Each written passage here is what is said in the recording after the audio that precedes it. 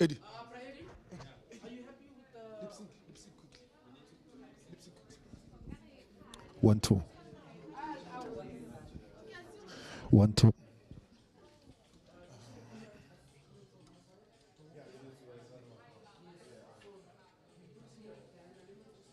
Yeah, but who disconnect my. Marabandu vetu. One we have disconnected. anything that We you have want? disconnected. Drive him now. Just. But anything that you want from me, I'm not gonna help you, ne? Oh, okay, Arnold. Let's have a look. Can you go? Okay, I need it to go slightly wider.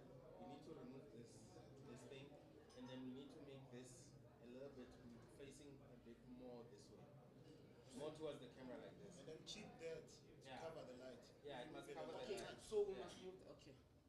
Then you move it.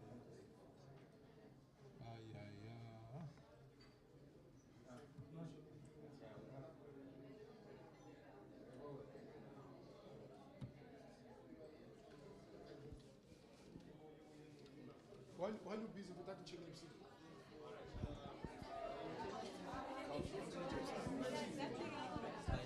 Check lip sync quickly. Lip sync quickly. Yeah, Lip sync. Lip sync. 1 2. 1 2. Lip sync. Lip sync. Lip sync. 1 2 3 4 5 6 7 8. Eddie, are you good with lip sync quickly? 1 2 3 4 5 6 7 8 9 10. 1 2.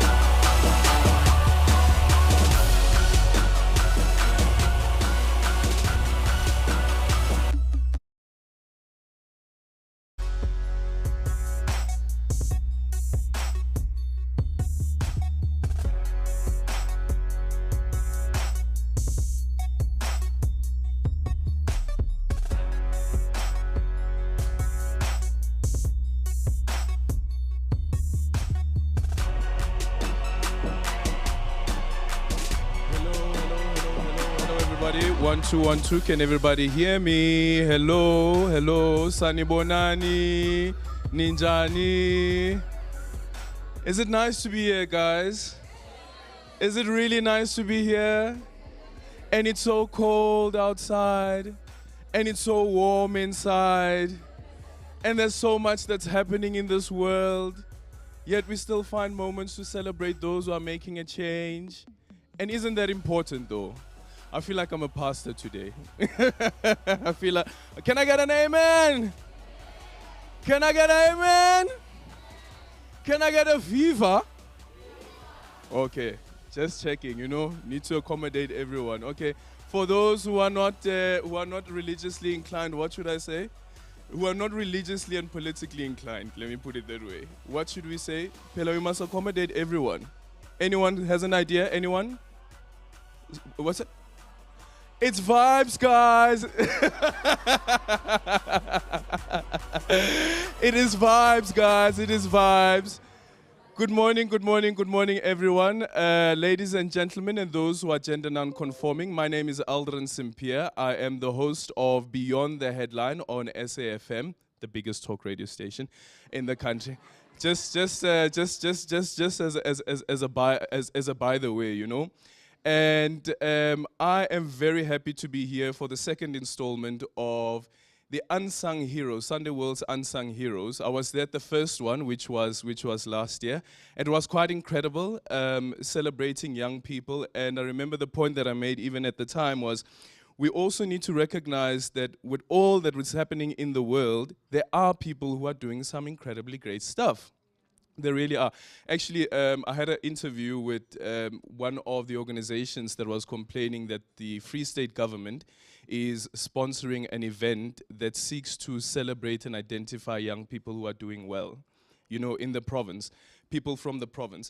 And I do understand where the concern comes from, because it is an argument that, hey, listen, guys, there's so much happening in the country. Do we really have space and money to celebrate people who are actually doing well? And I think that we should be intentional about it. We should be intentional about identifying people who are doing well and those who are change makers, because we live in a type of country where some things go very, very bad, but also sometimes things go very, very well. And those things need to be highlighted as well. So I'm from the World Media Forum in Germany. By the way, guys, I'm international. My passport got stamped. Yeah. Terminal A, international. So I was at the World Media Forum that was organized by Deutsche Welle. So I arrived yesterday, and one of the issues that we highlighted there as well is when we speak about what the newsroom understands news to be, I think then there needs to be a challenge to that, and we need to challenge that as well. Probably not to say that everything that bleeds must lead. It's not the truth. It's not the truth that people only resonate with issues where it is related to trauma. People also resonate with issues where it resonates with hope, where it resonates with success, where it resonates with resilience. And we need those type of stories to also be on the forefront of our newspapers, right? The front page as well. Part of our leading stories as well, or as broadcasters. Because we need to show that, sure, there are things that are happening in the world which are very, very terrible, but there are also great things, because that is the whole story. The whole story must be holistic. And that's why I'm so chuffed that this is happening again this year under very difficult circumstances as well. As we know that some companies are cutting down on sponsorship. Some companies are cutting down on the budgets because they've been hit very hard by the by COVID-19, as well as what's happening in the world currently with what's happening with Russia and Ukraine, and that has an impact on all of us. But there are sponsors that felt that, listen, you know what? Let's still go out there. Let's still make sure that we celebrate and recognize events of this nature that seek to recognize people who are doing great stuff. I just want to read through some of those sponsors. They include MTN, which is the title sponsor. Hola, hola, MTN. We also have the Central University of Technology. They're also doing some really great stuff. I did an interview with them just the other day as well. And they're looking at bringing in courses that are related to entrepreneurship as well. And for me, it's quite an interesting link. And a bit later on, probably Tulile will speak to that. Our keynote speaker would speak to that. How you are able to link entrepreneurship to the field of science as well as technology. Because innovation is what drives us. So I was telling a friend of mine, I wonder one day if we'll all have our own cubicle, you know, like a little cube. Because now you have what do they call these things again, that you fly and take? Drones, yes, thank you. Now they have drones and stuff. Does this mean that one day we could find ourselves in our own little cube where I move from Senton to Umtata in a space of like 15 minutes or something like that, and unmanned, you just sitting? I think it is possible. Do you guys think it's possible? I really think that it's possible. And it's such a great thing that today we have people who are in science and technology to give us that inspiration that says that some things are really possible. Possible with the support, though. Possible with the support. Also, the Presidential Climate Commission, the Department of Agriculture, Land Reform and Rural Development, the Free State Department of Education, the Free State Department of Education, the Free State Department... I'm doing that, by the way, MEC, as you know. I'm from the Free State, Mensa. The Department of Forestry, Fisheries and Environment, the Department of Tourism, the National Lotteries Commission, the National Youth Development Agency, and the South African National Roads Agency, Telkom, Thabo Mpilo Films, as well as the University of Limpopo. Let's give them all a warm round of applause.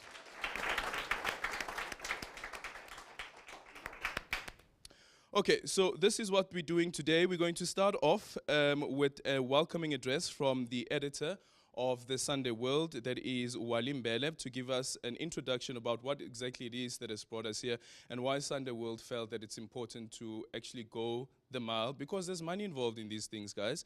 There's money that's involved in these things, but there's also intention, and that's quite important. And then we'll hear from award-winning scientist and lecturer Tulile Kangile, who will be joining us. She'll be giving us the keynote address, and then she'll also facilitate a conversation with a panel: Miriam Matebula, who's the MTN Senior Youth Manager; Callan Abrams, who is a data scientist. I actually saw an article, Callan, on, is it Wits Vuvuzela, where they called you the cool kid. I was about to ask, are you still the cool kid? Okay, no, she tries. And then we'll also be joined by Mzukayise Mashele Mbongela, who is a social entrepreneur. Also, quite important things that need to be done in social entrepreneurship. There is money to be made, but there is also purpose behind it, and that's very important. And then Tulile will be facilitating that conversation, and then after that, awarding the certificates, and also playing some videos of some of the influential players that we have in this country. As a young person myself, somebody took a chance on me. I know that somebody took a chance on me. And to all those people who are in positions of power, authority, and influence, continue to take chances on young people as well. At some point, we were all inexperienced. Brawali, I'm going to call you, please, to come to the podium and to give us the reasons and the purpose of why Sunday World has decided to attach their name to such an important initiative. Thank you very much.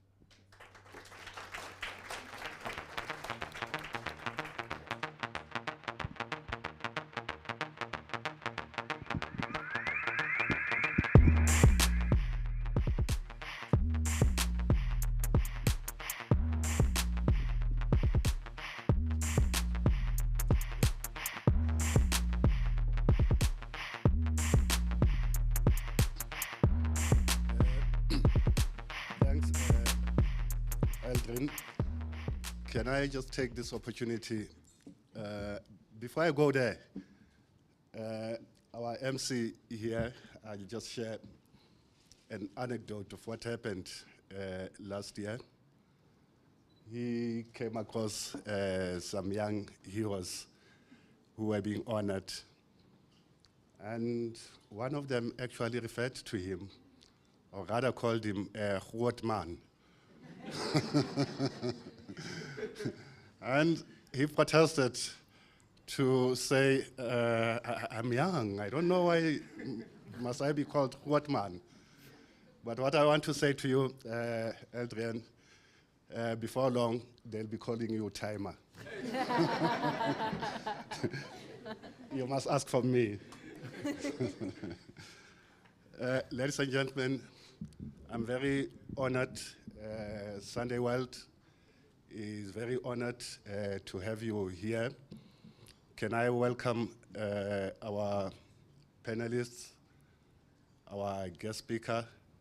We hope the deliberations are going to be very thought-provoking on the subject of innovation, youth and innovation. Can I also take an opportunity to welcome some of our guests, in particular senior management from MTN, Ms. Yolanda Tuva. She's amongst us in the audience here. We've got senior managers from the National Youth Development Agency. We've been working this journey with them since last year.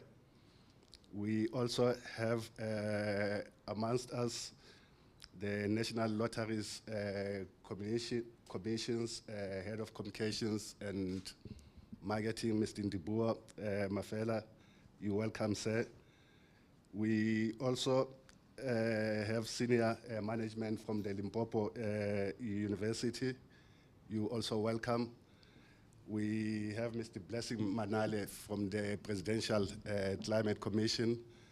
We're very excited, Blessing, to have you amongst us. The MEC for Education in the Free State Province, Mr. Tate Mahwe, should I call you the Honorable Tate Mahwe? I'll call you the Honorable, sir. Last but not least, in the audience, we also have Mr. David Mabilu. Mr. David Mabilu is the Executive Chairman of Faranani Group, the owners of Funduzi Media, which publishes the Sunday World. Well, the big day, of course, is here with us. But I'd just like also to acknowledge some of our young unsung heroes who are here amongst us. There's Evidence Bujang. Evidence is the partner of the late Dikezo Situ, a young hero who passed away after we honored him last year during this function.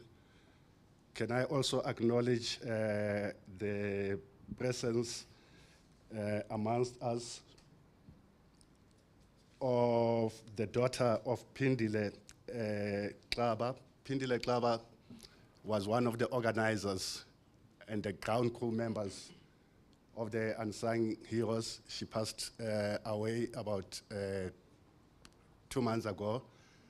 I would like us to just take a moment of silence in honor of those two.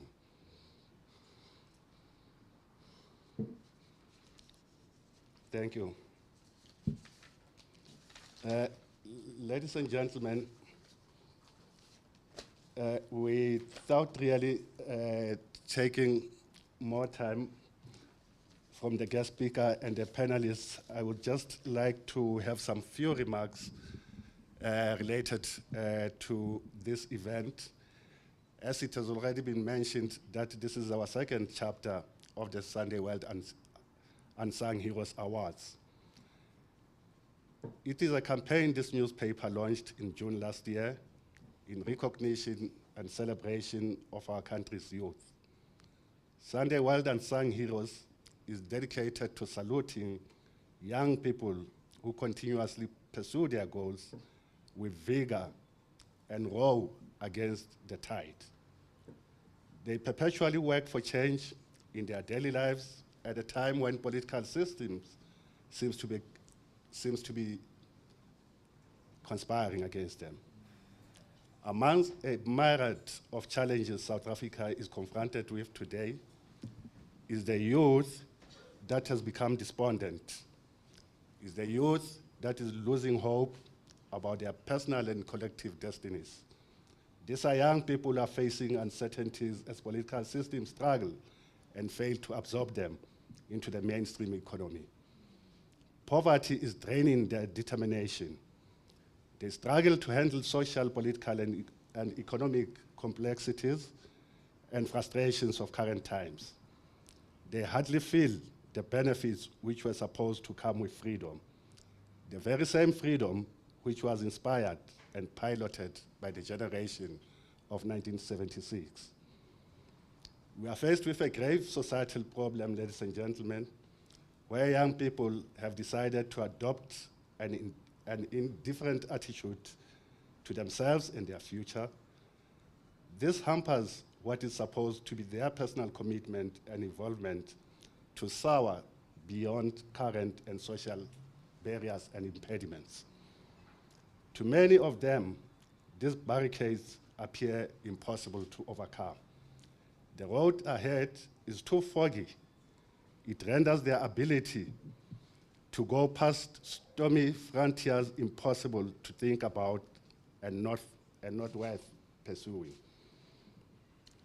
They ask themselves why political and other systems appear to be conspiring against them at a time when they have acquired education that is supposed to steer them to a better life for themselves and their families. They see the system to be full of noble promises and connotations, yet this system appears to be signifying nothing of value in practical terms. However, amid this sense of despair and hopelessness, there are millions of others who never give up. They succeed in achieving what many think is impossible to realize in their lifetime. These are the unsung heroes and heroines whose remarkable journeys are told in this gathering of the unsung heroes. Once again, ladies and gentlemen, you will read in the pages of this special supplement tomorrow. You will notice that some of the stories can be situated in one of the biggest tragedies of our time, the outbreak of coronavirus. While the pandemic has been crippling in many ways, some of our young heroes launched their initiatives despite it or because of it. Sharon Muyatse, for instance, launched Sharon's Cafe in Woodstock, Cape Town, despite the national lockdown. The business is still going strong. Lebohang Nyandeni launched his coffee business, Leb's Cafe, at around the same time of the pandemic. Keketso Reneta Mokhotu from Ordinal Stress in the Free State invented Motswako honey to solve the health challenges that came with COVID-19 headwinds. Mapula Lekhodi inadvertently started a new skipping rope enterprise after creating a skipping challenge online during those uncertain times of the lockdown. These are just a few inspiring stories. You will see the rest in the pages of the unsung heroes tomorrow. Ladies and gentlemen, we celebrate and salute their innovation, their innovative minds, and lack of fear to venturing into the unknown. They demonstrate an extraordinary sense of innovation in tackling tomorrow's challenges today. Their stories, like many others from time immemorial, will never be forgotten. That is why when Fundutsi Media acquired this newspaper, we acquired this newspaper from Arena Holdings. It was the so-called tabloid that was just excelling in gossip, that was just, and when I was invited by Mr. Mabilu, he made it clear to me to say, Mr. Mbele, I am looking for a newspaper that is going to make a difference in society. A newspaper that is not going to look at the negatives in society, but a newspaper that can actually celebrate a black man, a newspaper that can celebrate a black woman, because we are not about the negative as a black nation. The concept of the unsung heroes came from the very realization that the Sunday world must be seen, and actually it must drive that process of change, the process of celebrating our accomplishments. That is why we are here today. Very soon in August, we'll be celebrating women in another campaign that is called Sunday World Heroic Women. The Sunday World Unsung Heroes campaign, ladies and gentlemen, is not just about recognizing your achievements, recognizing your determination, recognizing your extraordinary efforts to bring about change. This is a movement. This is a national movement. We are going to sustain the Unsung Heroes movement for many years to come. And I do believe that the next time we gather here, Mr. Mabilu, you'll have a younger editor.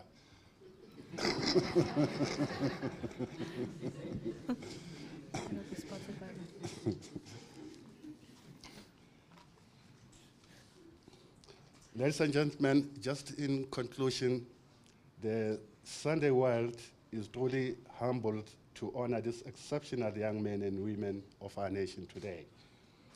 Their different life accounts are a true source of inspiration. They inspire confidence in the ability of young people to make South Africa a great nation. Thank you.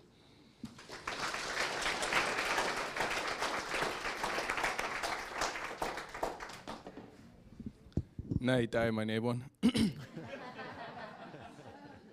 Probably it's going to take me a while to get there. I hope so. Probably.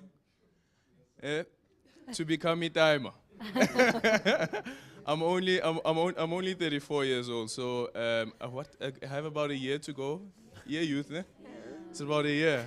Shucks. Borderline, guys. Guys, can you please give me awards too? Please recognize. Please recognize me before I'm on the other side, because then it becomes tougher. Please recognize me in my youth. So to those who are tweeting and who are technologically averse, social media, digital vibes as well. Oh, no, sorry. Wrong combination of words. Sorry, I didn't mean digital vibes. I meant people who vibe with the digital space. You meant? Hey, just now there's a story in the Sunday World tomorrow, and they're like, hey. To those who are tweeting and on Facebook as well, please use the hashtag SW Unsung Heroes 2022, SW Unsung Heroes 2022. That is, SW stands for Sunday World, but use the acronym SW Unsung Heroes 2022, and also you can use the hashtag hashtag Sunday World. Also like to welcome those who are following us virtually. So one of the other things that you'll hear or read about in that supplement is some of the sacrifices that some people have taken, and very selfless at that. And one of those stories for me is Malisiba Belvia Malibane, who's 28 years old. And the introduction to her story starts like this. It says, despite holding a demanding corporate job, Malisiba, 28, has made it her daily routine to tutor learners and university students without charge. So the thing about that is, so we have our own goals, our own gifts and our own talents, right? And one of the things that I constantly try to challenge, especially black professionals with, is What is it that we do in our spare times when we are not working that could really help give back without having to take money out of your pocket? Because that's difficult as well, taking money out of your pocket. We deal with issues such as black tax. Yes, guys, it is a thing. You may not be happy with the name of it, but it is actually a thing. Hey, man, you know, to create wealth. You know, to create wealth, you must have money to save, you must have money to take risks. But anyway, with those people who have skills and in their spare times, please think about it. And if anybody has an idea, perhaps here, and you can DM me. Am I allowed to do this? Am I allowed to? Brawali, am I allowed to? We are celebrating young people and trying to find solutions. I hope this is not a conflict. But anyone who has an idea of how we as professionals, and especially young black professionals, can come together to give hope again to our people, to try and see how it is that we can also pull up those others who are struggling to get up. Please do DM me. My DMs are open, and I'd love us to have a conversation around that. Just before I exit, remember that I have 1 year to go as a young person. So when I go and make proposals and like, Brawali, hey, we've come up with this idea. What do you think as young people? as young people. So please do give me a shout out. I'd really appreciate to be part of something Enjalis, part of a legacy project, I think, for all of us as black young professionals. So we're now going to move over to our keynote speaker, who is also a trailblazer, who's trying to make sure that science is cool, science is fashionable. You know, sometimes when you see them in those white things, you're like, oh, could I? And they always have that picture, Kanye. Yeah? They always have that picture of Einstein. And you're born with man, hey. Pella, there's a bit of a not so vibey look going on there, you know? And that time when you are fashionable, you are beautiful, you are hot, and you're like, can I fit in this space? Yes, you can. You walk in there and you disrupt. You disrupt. Yeah. That's what we do. We walk into spaces and we disrupt. You know, the other thing that I said is when I joined Talk Radio, I was a very outgoing person, Tandubumnandi, get down, what. The next day I'll be at a press briefing, but I would have done my work. Yes. So I am multiple things. I am a person who loves having fun. I'm a person who loves going out, but that doesn't mean that I'm not unable to do my job. I am still able to do my job. So wake up in the morning, prepare, finish off with whatever you have to do, and do it like, you know, this is what I've been paid to do, and this is what I've always wanted to do, so I'm going to shine. I'm going to shine.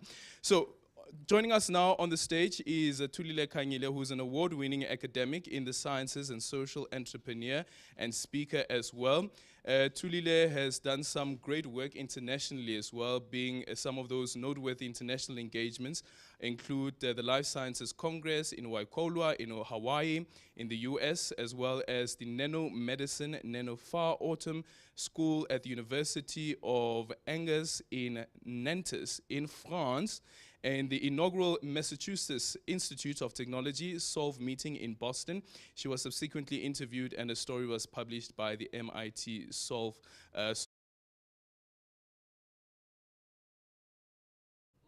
Yes! You see when I tell you that we are multifaceted. We are multifaceted. And the book is titled A Better World, and her poem is Let Me Out. Wow. Usayikhumbula? Angikhumbula kodwa ngingakutshela what the premise of it is. Quick, can you give me one? So let me out as in the idea, the innovative idea that we trap inside us that doesn't find space. So I'm just saying, as you are entrapping it, you are sacrificing us because we want to know what your idea is and what solution it can solve. So let me out the innovative idea itself. Let me out. Let me out. That's what they do. By the way, clearly the people who are clapping hands don't go to. We don't clap hands at slam sessions. We do the let's do it together. Now you know. Now you know. Tulile is born and raised in KwaZulu-Natal. She's also the co-founder and co-director of Nkatuto Edu Propeller, NPO, and also Nkatuto Techno Propeller, which is a privately owned company. She's also a lecturer and a doctoral candidate at the University of Witwatersrand. Yes. This one you can clap hands for. Clap hands. Cue clap hands. But listen to what her focus is on, and very important, especially for our continent and the Southern Hemisphere. Her study is investigating preventative vaccine strategies against the HIV-1. Wow. HIV-1. And I'm sure Tulile was born and there was already an HIV virus that existed. But here you have a young person who's saying that let's try and find a solution. And I am grateful to have your name there and claim ukuthi hawa umkhaya lo. So this is a South African. This is a South African. Tulile, thank you so much. A round of applause for Tulile Kanyile.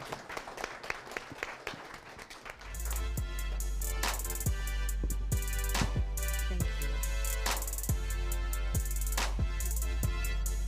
Yeah, because I'm short. Eh? Okay, put a lapel on. Is that or? Yeah. At least this is low.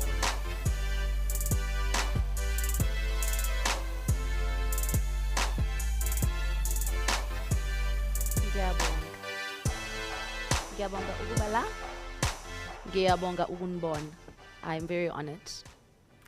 Abo Aldrian, they put us under pressure because they like to say things like, I'm sure the keynote speaker is going to touch on that. And you quickly think about, oh, kwanji khona leyanto. Youth and innovation, tackling tomorrow's challenges today. That's an interesting theme because it takes on a very instructive tone. I thought about it and tried to not be academic when I was thinking about it, but what stuck out for me is that the theme is tasking us, in fact, as young people, to not only think of ourselves from the angle of solving the current problems, which is normally what we're engaged in within society or as a society, but this theme is tasking us to do the difficult thing of looking at our society today, where we are and what challenges we have, and forecast, and start to think about the challenges we may have tomorrow. And that's difficult. It is asking us to sharpen our swords even more and start acting on the problems of tomorrow now. If the COVID pandemic is anything to go by, the skill to prepare for the unknown is going to be critical in solving tomorrow's problems ourselves, so that the youth of tomorrow do not feel the burden we feel today, that do not feel as disgruntled as Itaimaletu Babwali was saying. So that the youth of tomorrow do not feel this disgruntlement that we perceive them to have today. Sabeshilo, my name is Tulile Kanyile, and around this time last year, I was sitting in the exact same position you are this morning. It was exciting to be in a room of doers, a room of visionaries, problem solvers, and leaders in society. I feel honored yet again to have the privilege of being in the room with people of yourselves and your caliber. Congratulations on all of your achievements. You've been seen. You've been seen. And I am happy for you. But also want to tell you that this comes with a responsibility of doing even more, being even more deliberate about crafting strategies to grow your respective businesses and impact in society. And I'd like to say, keep doing what you're doing, but I'd be setting you up. So I'm gonna say do more. Putting together this address wasn't easy because I'm talking to my peers. Gidi Chomi. By just the word Chomi, you know I'm also approaching 35.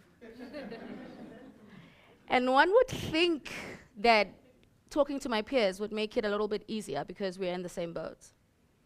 So I'm not standing in front of you as an all-knowing individual, but to merely share my thoughts about youth and innovation. My address won't offer you solutions to the problems you have, I'm sorry, while you go about your endeavors, but I'm hoping it will open up a conversation and open up opportunities to partner, collaborate, and learn from each other. The transition between Africa Month, which is May, and Youth Month always leaves me with questions around what needs to happen to grow Africa and its people. What is the Africa we want, and whose responsibility is it to create that Africa?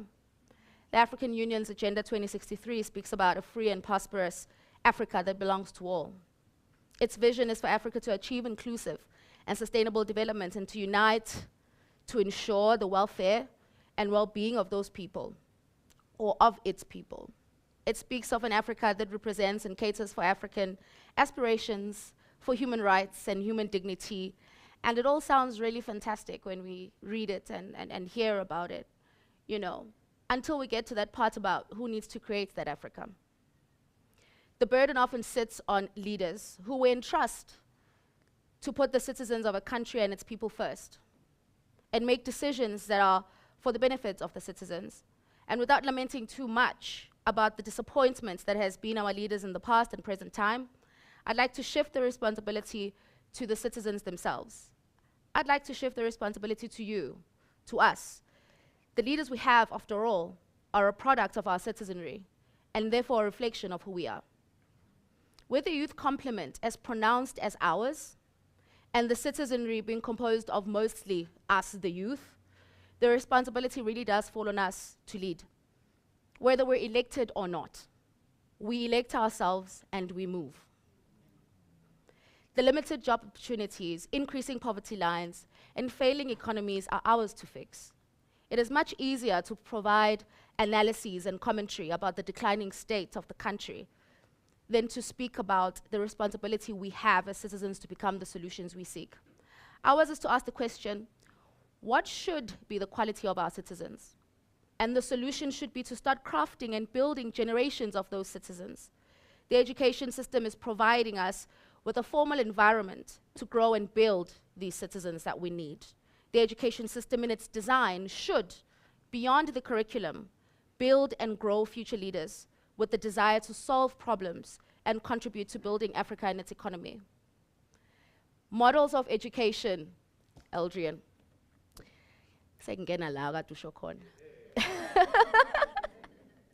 So models of education continue to be debated, and the strength of today's curriculum is questioned. And the most prominent answer in recent and current times would appear to be the inclusion of technology-based subjects in schools. And while I like this, my concern is always the absence of the person behind the desk who must learn these skills. As the country of South Africa, we do not have a shortage of people capable of absorbing educational content. Smaningi, we can absorb it. It's not a difficult thing to study and learn and pass. It's not hard. The ability and responsibility to apply, however, the said learnt knowledge to solving problems in society often leaves a lot to be desired. As a scientist and academic and social entrepreneur, I like to think of myself as being in the value creation space. And I am certain that it is more the problem solving that will lead us to economic emancipation and development. Teaching coding and programming, for example, is important, but it is more effective and aligned with what problem it can solve and what value-creating product or service it can be used to develop. The technology only becomes useful when applied to a problem.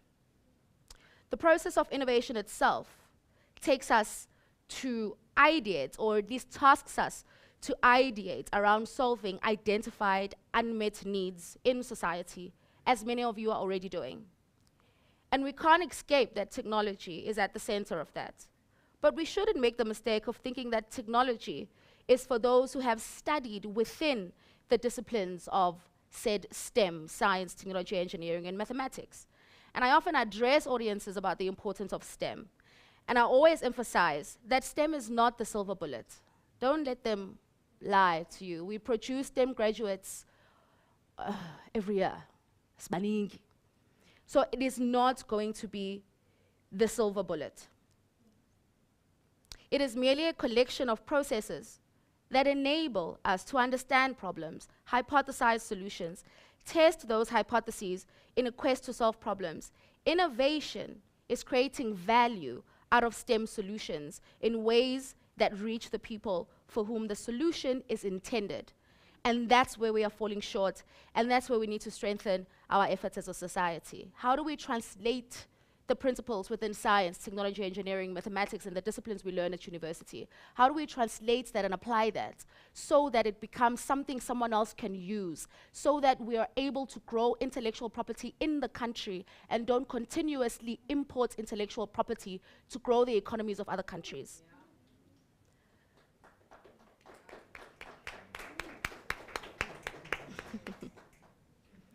We need youth in all corners to understand the value of their ideas.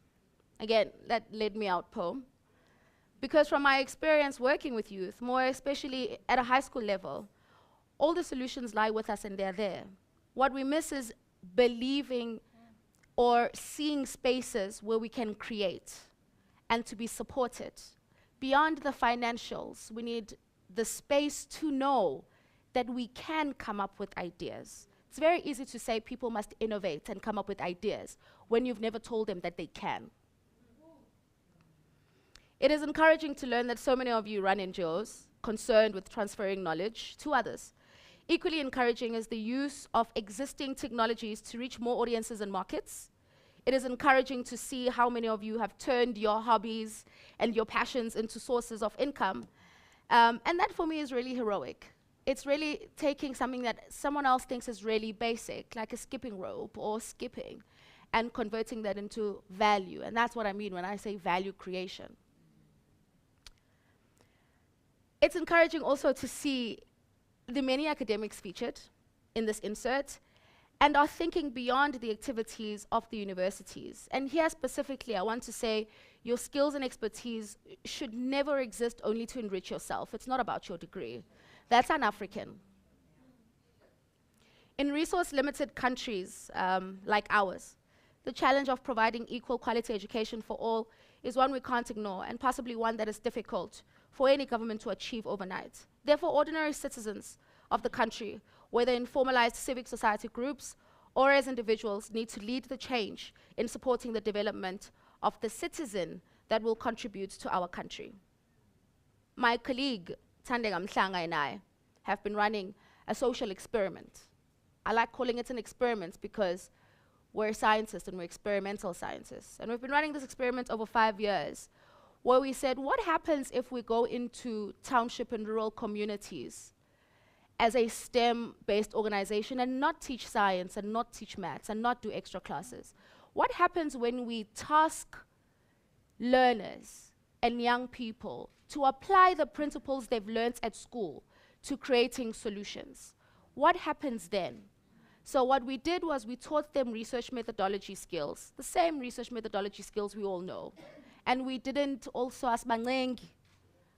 You know, asbangengi, we're not here to play. Research is research and they must take it seriously, whether they are 13 or 18. And we created this platform. And it's 5 years later now, and we've reached 40,000 learners.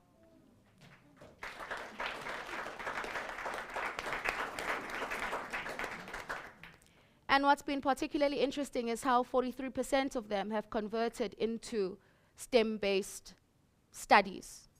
And now they've already come up with solutions, and now what we're doing in the Techno Propeller that Eldrian was referring to is looking at how we can commercialize the solutions that they came up with when they were in high school. And we've got 4 right now that we're working on.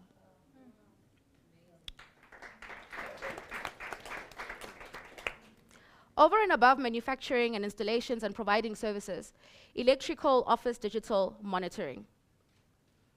And Electrical is one of the people that are in this insert.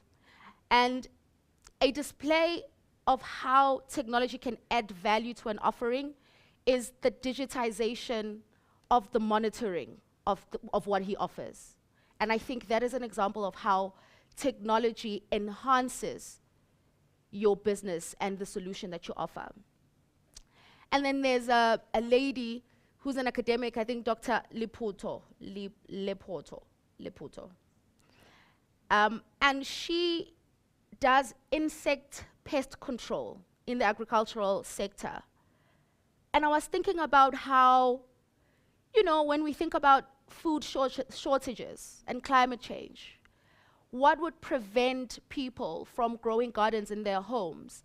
Perhaps insects are one of the things. And I was thinking about how we could use technology to reach people's homes to assist them in managing pests as they grow their little gardens.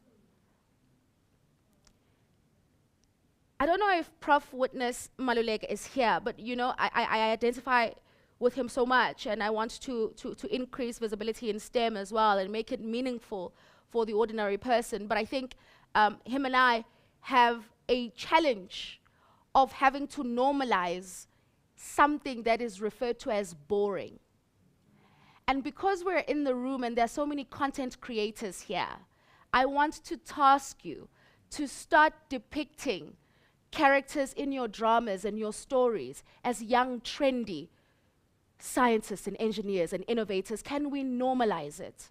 I am happy that we are normalizing everything else. It's important. My face beat is done by a lovely lady, and I'm sure she's got a page as well. But I also want to see pages of scientists and innovators. Find them. Let's normalize this thing, because innovation and technology is going to be the driver of our economy moving forward. So I also wanted to say just the idea of umdwako honey and turmeric puree booster, alongside the ability of Sheldon of Legends Barber to reach 65 stores, says to me, in this room we can start speaking about how we can get all of those jars to 65 different places. Surely.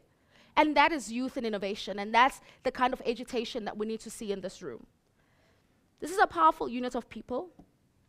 Create a database, keep in touch, find your tribe within yourselves, and prosper together. Let's multiply ourselves, because our problems, they are many. And going into tomorrow, our problems will still be many. So we need a lot more foot soldiers to solve tomorrow's challenges today. Thank you.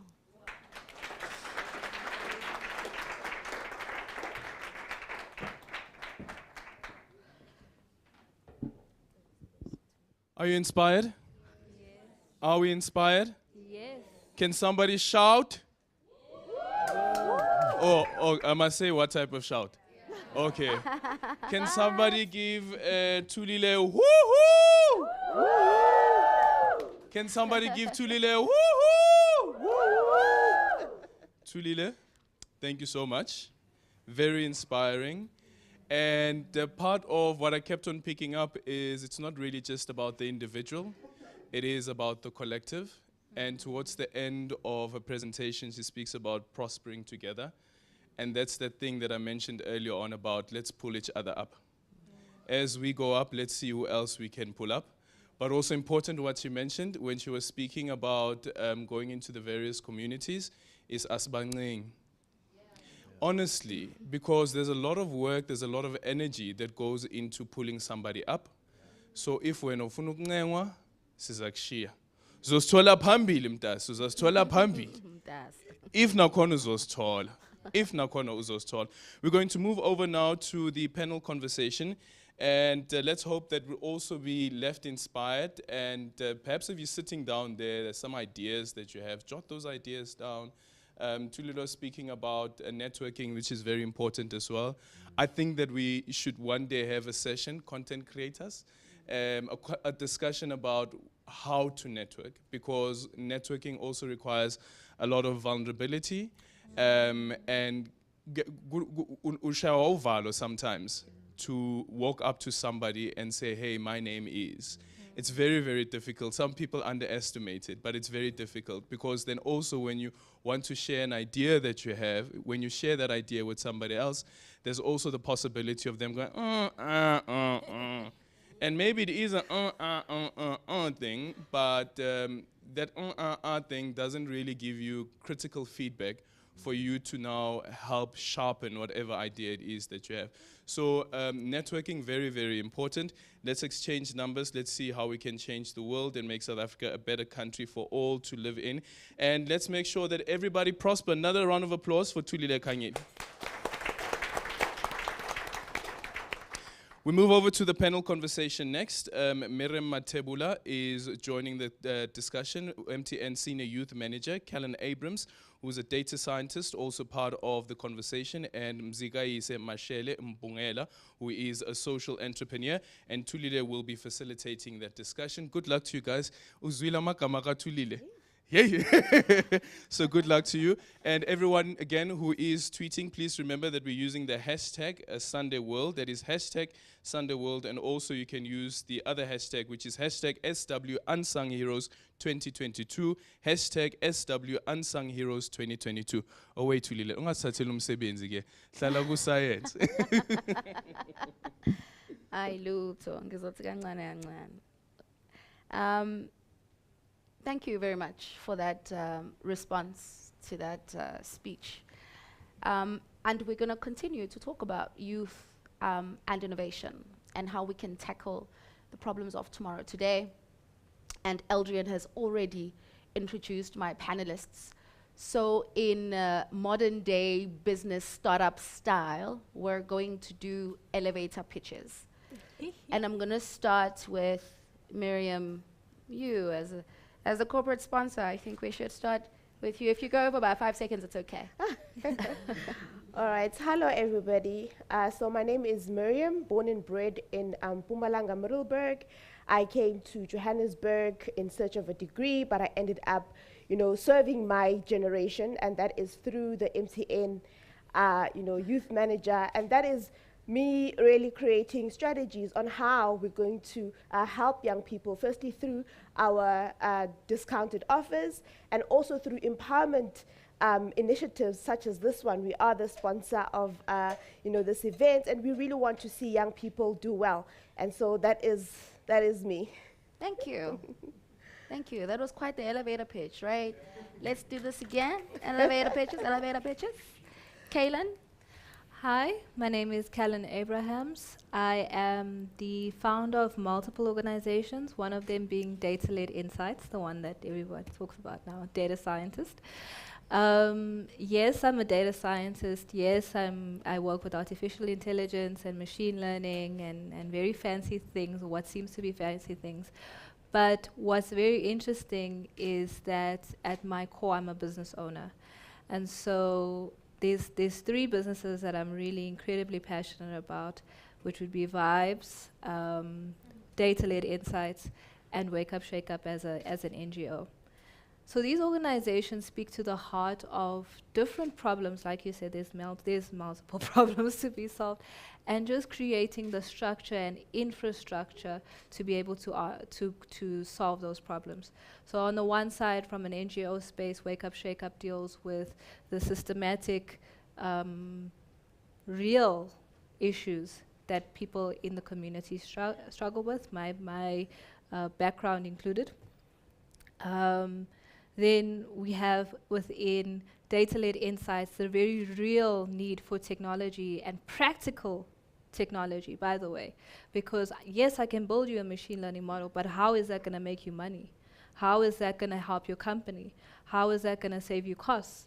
And so for me, the conversation needed to get to a very real space of how do we then take these skills outside. I'll give you another really nice example is that we train. Callan, we're going to get to the examples. Oh, sorry. We're going to get to the example. And then I run another company called Vibes. But basically, I just start companies. Like, every time I have a problem, I go to the CIPC. That's awesome. I like that. It's serial entrepreneurship or serial problem solver, maybe. Yes. Let's call it that. I love that. Love it. Muzi, let's head over to you. All right. Hello, everybody. My name is Muzikaise Mashele Mbungela. Home is Ngodini, about 30 km away from Nelspruit in Mpumalanga. I, like everybody else, wear too many hats. So I don't think this time is enough to actually unpack everything. But essentially, I make music, I create audiovisual content, and two of my proudest projects are Digging Deeper and something I call Uyinkanyezi, that speaks directly to what Utuli was saying about making celebrities of our own people and making people who look like you and I our very own Kasi Steadings. Digging Deeper speaks to issues around identity, culture, traditions, and our beliefs. And both projects are projects I'm doing on a pro bono basis. Thank you. Maybe Muzi, to jump on you immediately is to say, how do you believe things like culture and grounding and all of the nice things that you're talking about contribute to today's economy for young people? Why does that matter at all? Okay. Why are we still concerned about it? I'll make you a practical example. When I was still working in corporate, I would come in, I would probably be the earliest guy in the office, right? And one of my buddies would come in, and I would only know that he's actually in his cubicle only by him sneaking up on me. Then our superior walks in, who is an Englishman. We could hear him walking in from the time he opens the door at reception. He walks with conviction. You could feel his footsteps. Why am I bringing this up? Lack of knowledge of self hinders how far you propel yourself. Oh, absolutely. So if you know where you're from, you know where you're going. Oh, absolutely. And it's interesting that you could pick that up from a person's loud footsteps who for someone else could be really annoying. Yes. We trudge That's when we great walk because we are insight uncertain of ourselves. of ourselves. So how we walk and how we behave and carry ourselves links directly to how confident we are in our understanding of ourselves. Precisely. I love that. We speak a lot about the fourth industrial revolution now, which is fantastic, right? But very seldom do we hear it properly explained. You know, so when we say the technologies of the fourth industrial revolution, you know, which are characterized by machine learning and artificial intelligence and predictive what and what, what is that? What are we saying? It's one thing, if you hear nothing that I say after this, is that it's incredibly practical. Incredibly practical. And I'll give you an example. I'll probably be sponsoring Vibes next year with this water. We've started doing glass water, mineral water. All of us in this room, we need water. Right now, this bottle is plastic. This bottle is made by somebody international. This bottle does not come from South Africa. This water does not come from South Africa. That's the first problem I want to solve.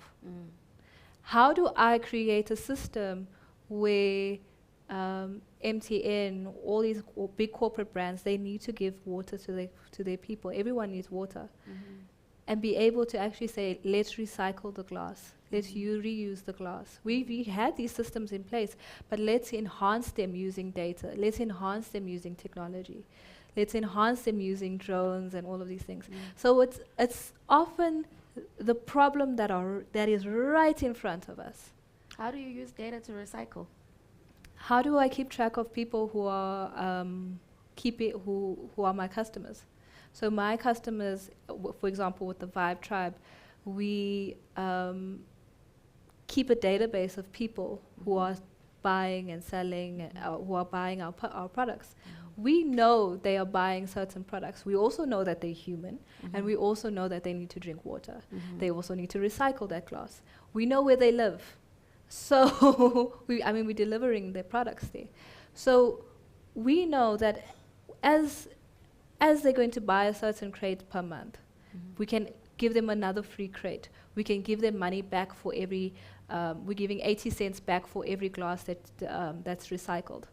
And create those easy spaces, create an easy, practical means of solving. Like I said, for me, the biggest issue, I think from the inception of my entrepreneurial career has been, how do I create the infrastructure to solve problems? So in other words, what you're saying is where there are people, there's behavior. There's something that everybody that is sitting on this chair is doing, and there are commonalities, and as they go, they travel with whatever it is they're doing and their behaviors, and through data we can track that. Yes. And that behavior can inform not only how we can recycle the water and where the water is, where it's required, but we can also apply that data making decision process to a whole lot of other things, tracking the number of people who have COVID-19 and where they are, and the Exactly. migration. So it's the data that you are interested in, and you're saying that the data enables us to make decisions that can inform our businesses and changing society. Yes, It's exactly. fantastic, I Exactly. like that. But with data comes data. I love it.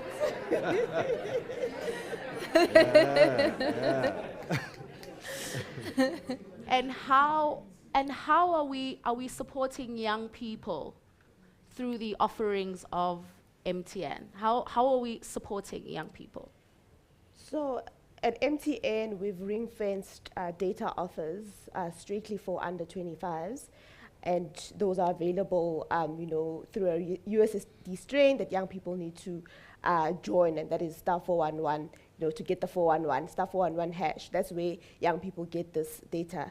So for us, it's very important that we offer discounted data. We know that data is currency. We know that young people are, yes, they're on socials, but they're also on platforms that enable their businesses. So we have said, okay, here's a data offer, it's X, but we want to discount it strictly just because you're a young person, you will get it at a discounted price. I will just speak on data. I'll wait for your next questions. I think I like that. I like that a lot. And what I wanted to ask when you were doing your elevator pitches, what have we seen young people use data for? So, we would love to say that they are using data to Google all the, nice things, but they are on social media. And what we're also seeing that is that they're creating businesses out of social media. In fact, we've then gone on and said, actually on social media, show us what you're doing. We spoke about our content creation. We're currently running a big campaign where we're saying, show us what you're doing. What are you doing today? Whether you're in content creation, whether you're doing music, whether you're doing what I love, content creation, film, and they are actually using data for those kind of things. So we are then saying, actually, and I mean, here we spoke about STEM and all nice things, but at MTN, we are saying, young people are already doing such great things, and they are, on social media. How do we elevate that? How do we come in and empower them? Last year, we gave away a digital boost where we were giving a camera, a laptop, to enable their social media skills, to improve. So that's what they're using our data for. And Muzi, would you agree? I mean, she's speaking about cameras, and I know that stuff quite well. Yes. Would you agree that data is at the center of the solution where this kind of creativity is concerned? Yes, I would definitely agree. You would agree? Yes.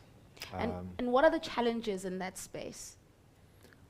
Look, what talks to me a lot when it comes to the data subject and the youth in particular is everybody's got access to data, but the very same people who have the same access to data will tell you, I'm uneducated, I have no access to this and that, I need to upskill myself, but I don't necessarily have access to those things. When in actual fact, that very same data, if used the right way, would be the way you leverage yourself over your peers, right? Let me give you a practical example. I'm a qualified electrical engineer. I finished that, but everything else I'm doing in content creation, I taught myself through YouTube. Proof in the pudding, right?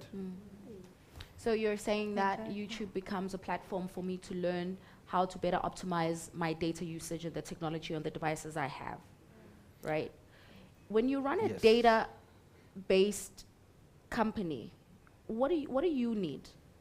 And what do young people in the technology space looking at things like artificial intelligence and predictive learning or predictive modeling, what kind of resource do you need to be able to advance your agenda in solving society's problems? Simplify it. Simplify. Simplify it. I think within, that's the beauty of machine learning and AI, is just simplify it. At the end of the day, there's a market. Are we buying? Are we selling? Simplify. X equals X. 1 plus, simplify it. We make it about all these other things that are essentially not important. What do you Find think we the make it core. about? I'm trying to follow you. What do you think we make it about?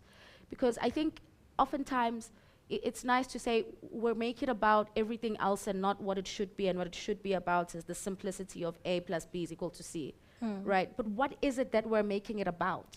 So young people often have more interest in looking successful than being successful. In looking looking wealthy than actually having a couple million. Like before, and Butu is a testament to this. One of my best friends here. I am probably one of the worst speakers sometimes, but I do it because I need to, because there's something that needs to be communicated, and there's a problems that need to be solved, right? And I can wait till somebody recognizes, oh yeah, you're doing this, or I can just do it. And I think that as young people, we need to get into that energy of stop waiting for someone to validate you. Stop waiting for someone to say it's okay to be a data scientist and run a water vibesy company and sell mental health stuff. Stop looking for other people's permission to do stuff and to be you and to be everything that you are, and come to the table as you are. You're not going to be perfect. You're not going to be you're never going to say the right thing at the right time and please everyone. Just be in that moment and just be in that space. I love that. So I think you want to add on that? Yes, I want to add on to that. You mentioned a lot of, problems of tomorrow being solved today. And I mean, I'm sure every one of us here has once in our lives said, the youth are the future leaders. But the truth is that the youth are leading today. They are not future leaders, they are today leaders. And so I like what you're saying, to say, do the stuff you want to do now. And I mean, as MTN, we are saying, what are you doing today? Not tomorrow, today, because you are today's leader and not tomorrow's I like that. How is MTN going to, and I don't think MTN should regulate it, but I'm interested because I have an operational way of thinking. Okay. How does MTN grow this data provision, and what is it providing the data for? What are the loopholes that I need to jump over as a young person if I want to access this data? Or is being 25 and having an idea all I need to be? Because there's a lot of us that have ideas and are 25. Yes. So I think you are speaking about different things, but I'll unpack your question. So the one, from our data offerings, all you need to be is 25 and beyond the MTN network, and you have access to that. For the campaign specifically that we are running, you have to also be on MTN.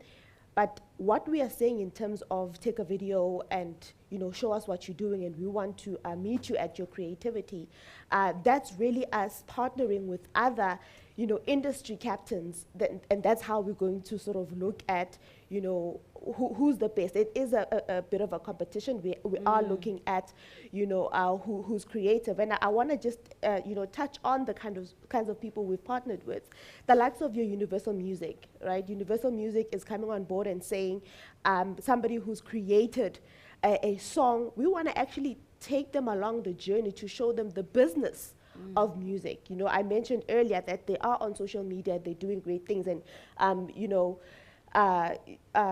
Muzi has mentioned that it's about what you use the data for. So we want to say, okay, we see that young people are creative and they're using their talent, but who has gone the journey and how can they show them that it's not just about, singing, it's not just about the makeup, but there's business beyond that. We've partnered with the likes of Yoseriti Films. They've created our favorite soap in Gomorrah.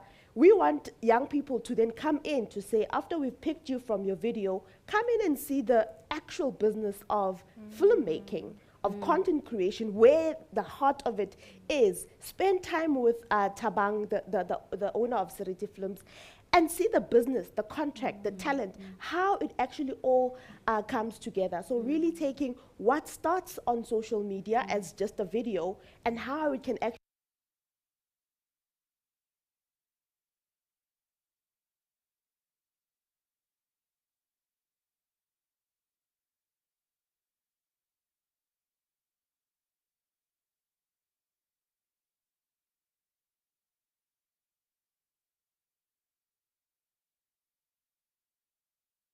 have to offer to this topic, I've got, I think, about 10 minutes left, and I think I'm very interested in hearing from the people that are in the room. And on the back of Miriam speaks about understanding the business. And I know, as a person who comes from a STEM background myself, that I wasn't taught business. And I think a lot of us sort of stumble on business and the challenges that business presents. And I want to hear from you guys now, what challenges you have, how do you want to contribute to this conversation? Do you have any questions for my panelists here? And, I'm open to you guys. Yes, I don't know if we have a roving mic so we can hear.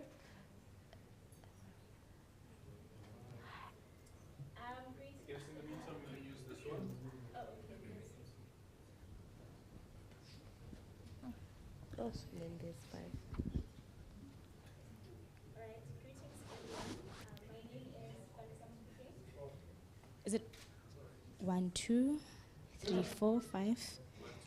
I think it's on. Yes, thank you so much.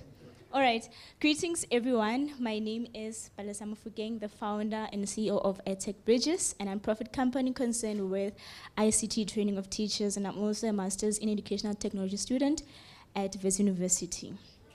Thank God to the youth of 1976. If it wasn't for them, Yazin, But yeah, we remain grateful. All right, so my question to the conversation, or contribution rather, is to the second speaker, right? We spoke about how where there are human beings, rather, there is data collected, and with data, with that data, rather, you are then able to make informed decisions, right? And I was attending a 2-day conference organized by the National School of Government, and the theme around that very same conference was reimagining, knowledge creation or knowledge management post-COVID-19, right? So my thing is, how do we then, what are the challenges, right, as a data scientist, what are the challenges that are being brought in as far as, collecting big data? What are the challenges? Because you're talking about the good part of it, to say it gives us as business people chances to ensure that we make informed decisions. But in collecting that data, what are the challenges so that us as entrepreneurs in the space, we are then able to foreground and adequately, come up with solutions to that effect? What are the challenges? Thank you. I think you can go for it while we wait for another question to come up. I have a point just before that. So very interesting. Just look at how she's asked that question. That is the work of an entrepreneur. That is the work of an entrepreneur. All we have to do every single day is challenge ourselves. How do we make this better? How do we improve this thing? How do we change this thing for the better? That is the work from the entrepreneur. And when we get real about that conversation, and it goes back to what you're saying about nobody teaches us how to do business. Nobody tells us to study business. They would rather be interested in how I have a maths degree than the businesses that I've run. And yet, the businesses and the reality of running a business you know, some of my best friends, they still don't know what it is that I do. And even when they say, Khaled, what do you do? What do you do? It's hard to explain because the reality, like you were saying, normalize. How do we normalize? We've normalized STEM. We're trying to normalize STEM. How do we normalize business, running a business? What is it every day, waking up to start your business? What does that look like? We don't know what that looks like. Where do we put that? Where do we put that within society? And I do want us to answer that question because it's an important We start question asking those around questions. data. We start right? asking those questions. Every single one of us have questions and something that's inside of us that we see that's wrong. And when we open our eyes and say, hey, how do we fix this thing in front of me that I only know, I can see is the problem, that's when we start doing Kayla, I things. want to challenge you there, and I do want us to answer that question. But I want to challenge you in saying that the assumption that everybody that sees a problem believes it is for them to solve. The person That's the themselves, I believe, is maybe where we need to start. To say to the individual, well, that is a problem and that is a problem for you to solve. Because again, we always assume that just because there are problems, people that face those problems believe themselves to be the solutions to them, and that's not always the case. So we need to build the people, you know, and I want to challenge all of us to build the people. But I think it's important that we understand what the challenges are in data collection, what is in processing the data, before we get to a point where the data is being able to make decisions for us. Data, and what's the interesting thing about data is understanding the problem. It helps us identify whatever the problem is. You know, so in a business, when you're running a business, essentially you're solving a problem. When you're doing data, and data helps you inform that problem-solving process. You understand the problem better, you can fix the problem a lot better. You understand the problem that you understand your customer a little bit better, you can understand it a little bit better. And so even within that space, there's multiple issues. And for me, there's also opportunities. Because that same question that you're asking is not a question that's just in South African, on a South African level. It's on a global level. That's to say that the GDPR, which is essentially the Poppy Act of Europe, which is saying how do we talk about ethical AI? How do we create a humanist point of view within technology? How do we make technology work for ourselves? And again, it comes back to doing exactly what you beautifully did, asking the question. You know, Kayla, we're going to podcast this conversation, and we're going to get into a point where we understand at the most basic level. If I'm trying to collect data about water and water shortages in the country, how do I get the data? How do I reach the people? How do they know I exist? And I think that is important to understand, especially because we're talking about innovation and technology. So I am going to task us to say, I don't know where we're going to have this conversation, but I think if we're going to be deliberate about participating in innovation, we really need to get into the nuts and bolts of it. A young person that's listening out there, that's thinking about getting into a data business, needs to understand, if I'm trying to figure out how many people understand cancer, how do I get to them? The lady, I think we can, yes, right there. Hello everyone, my name is Kikira Chweni. I'm the founder and the director of Pumelela Youth Empowerment. I'm also a process controller, a class 3 process controller by profession. While we are still on the issue of water and sanitation, I just want to emphasize something, like how do we normalize our own kids to take the water sporting activities? How do we normalize that? Because you'll find out there are floods, and then a lot of kids will end up drowning. So I hear what you're saying. So how do we demystify the whole swimming? How do we ensure that young people and children, black especially, because we are known to be the ones who don't want to swim, how do we normalize it? And I like your question because it's against droughts. It's against floods. You know, it's against all of these natural disasters that are taking place now, where we're seeing our children being unable to take care of themselves because they can't swim. And I think that is a major problem. And so the people that are on YouTube, those of us that are in the room who know how to swim, we need to start thinking about how else we can solve or manage the situation we find ourselves in, or our people are now finding themselves in, where there are cases of flooding. Yes. Am I touching on what you're saying adequately? Yes, and also on how are we making sure that we take care of our own water? How do we take care of our own water as well? Because we want to be able to recycle water. Yes. So we can't always be reliant on, the fiscus to be giving us water. So how do we manage the water in the household? Yes. I like that. I think there are solutions to that effect. There are people using grey water, but how do we normalize it, and how do we make it cheaper to access water underground and to cycle or recycle water in our households? There was a question right there at the back there. Yes, there. Nice contributions there. Thank you. Good morning. I'm a dinosaur in the room. But really wanting to go back to the first question that was asked about big data and the challenges. I think one of the things that are very important around the panelists and so in the world itself is to find a repository, a place to put information where young people can go in and find it by way of being a podcast, written work, and so forth. That doesn't exist in our midst. So, our young people around the room will go to TikTok, and if they're interested in cooking, there'll be somebody, they follow and they'll get how to. However, we need almost like a bank where the data as it gets resolved. So the WRC, World Advertising Institution, they basically would take case studies of everything around marketing or advertising, and they place it there. So a marketer such as myself will go in there if I'm trying to resolve an issue on conferencing and eventing and trying to understand, case studies and different forums. I can go in there and research and find it.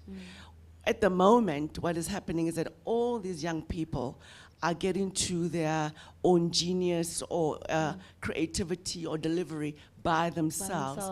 And they are going out and researching, and they're doing beautiful work, which we're here to celebrate today. Yeah. However, there needs to be a backer, maybe MTN, maybe Sunday World, maybe in the partnership in between, where you're creating a space where if a young person is thinking about how has this been asked, that is in my mind, this problem I'm trying to resolve, or this thing that I'm interested in, and can I go look for information about it? So there needs to be almost a way that you capture, Ms. MTN, you capture information and data as it gets to resolve various different challenges and issues. I don't know if I'm putting... Miriam, I feel like, you're being put on the spot here to create a repository. I really like that. And I wish I can say, right now go to MTN Pulse, which is our platform. But that is exactly what we are building at MTN for young people, a one-stop shop for youth, to say, one, we've already discounted the data, or if this particular platform, we could even zero rate it. But exactly what you're saying, and I mean, today we do have, a platform. However, we are working to enrich it to exactly what you are talking to say, not only, will we talk about just business, but we already look at what are young people interested in and serve them with those that information that they're looking for. When it comes to a bank, absolutely, we call it the youth hub that we are working on, but you are spot on and you're on the money. And I do want to say that I've worked for other organizations, and organizations try to solve the youth problems, and it feels like, because you're a big corporate, you have the answers, you can just do it, and it is very, very difficult to sort of like bring everything together. However, I do want to assure you that it is something that you're working on, and you're definitely on the pulse with that one. So just I know that there are people also watching on YouTube. So if there is a question that's coming in from YouTube, please share it with me, Numbilo. I am on standby for the questions that are coming out from social media. But to the points that is being made here, and I'm not going to come back. I'm sorry, because there are a lot of questions, and I want to hear as many people as possible. But I think I like how you're recognizing the need for that. But at the same time, I do want to say that as young people, if we're going to wait for corporate to corporate, we're going to wait for a very long time.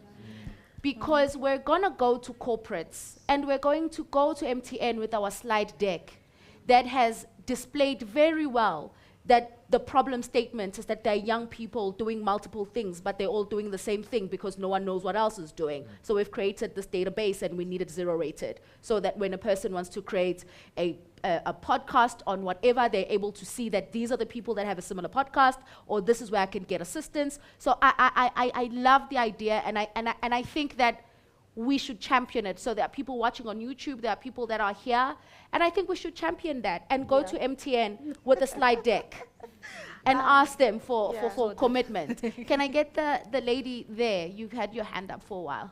Yes.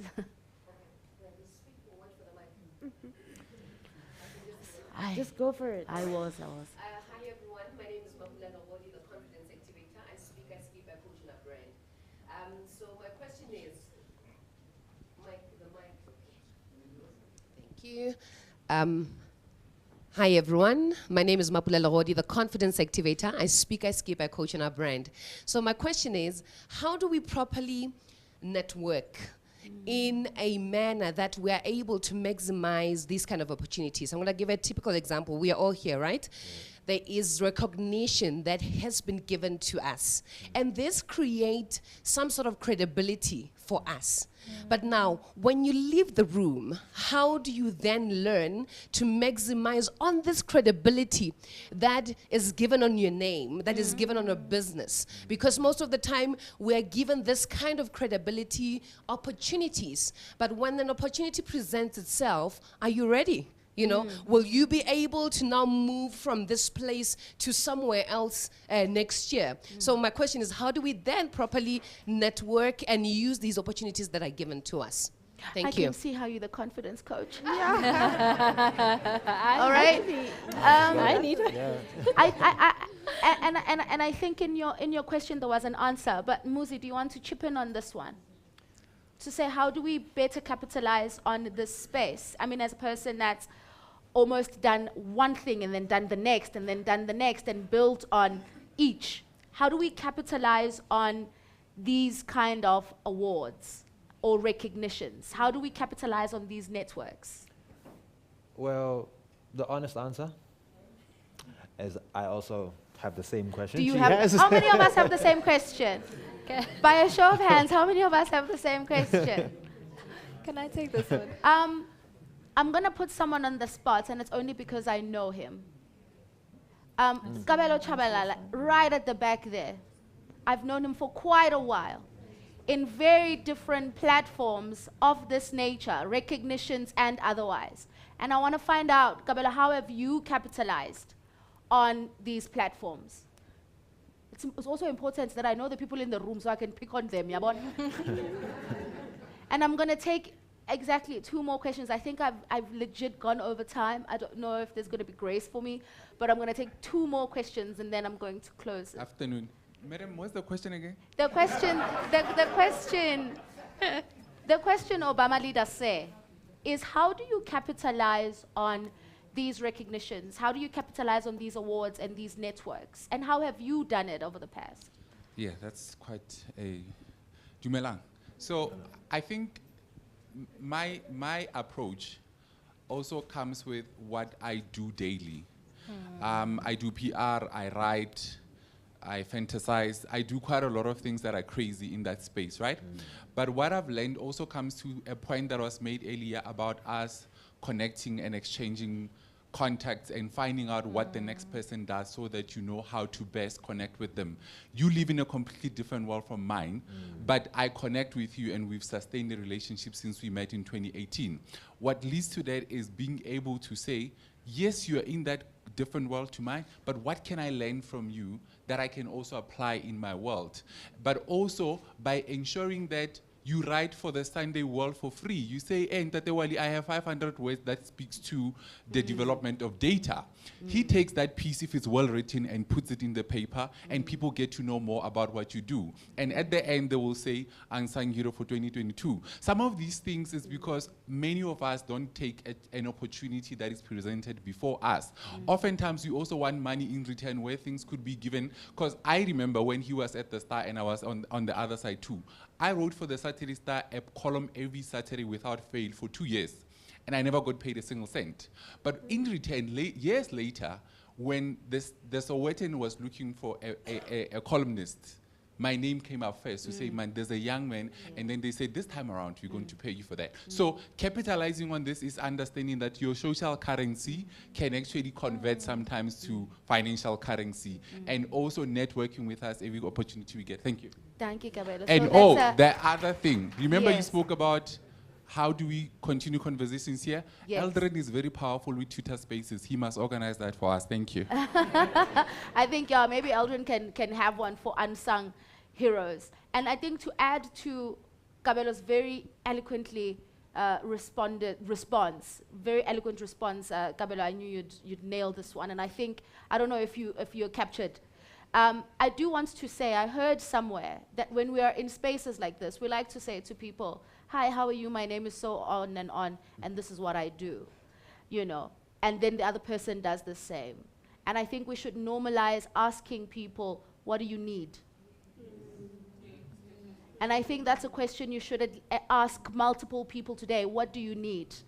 And if we all know what that person needs, I may not be able to give them what they need, but maybe the other person that told me what they needed and how they can offer a solution may be able to link to that person, be linked to that person. So the question, what do you need, should be almost the first thing we ask when we're in platforms like this. So I'm going to give you a chance. Second to last person. Okay, thank you. My name is Molepo Tisi. I'm from Limpopo. I'm a teacher. You spoke about fourth industrial revolution. So I wanted to have a clear understanding. I, as a teacher, how can I integrate fourth industrial revolution competencies and skills so that I can prepare my learners in future? Thank you. That is a beautiful question. There's a person here who runs an NGO that teaches coding and programming. Are you here? Okay, the person isn't here. Do you want to? Yeah. Go for it, Muzi. Sir, thank you for asking the question. I think as a start, you need to acquaint yourself with the technology that's out there before teaching the students. After that, obviously, you would have to teach the students how to use the software or the technology that's out there. Why do I bring this up? Before they understand your way of teaching, they must understand the way the technology functions to begin with. I always tell my younger brothers and sisters, which I refer to them that way because I always spend time with the youth, I myself still being a youth, I think, that you must approach every piece of technology that's out there like you approach WhatsApp. We all know nobody taught any of us how to use WhatsApp here. But immediately when something else that is new, that is brought before you, you start to scratch your head, how do I figure this out? But nobody taught you how to use WhatsApp. Press every single button and see what works, you know? Also, maybe just to add there, you'd be so surprised at the level of technology that our children understand.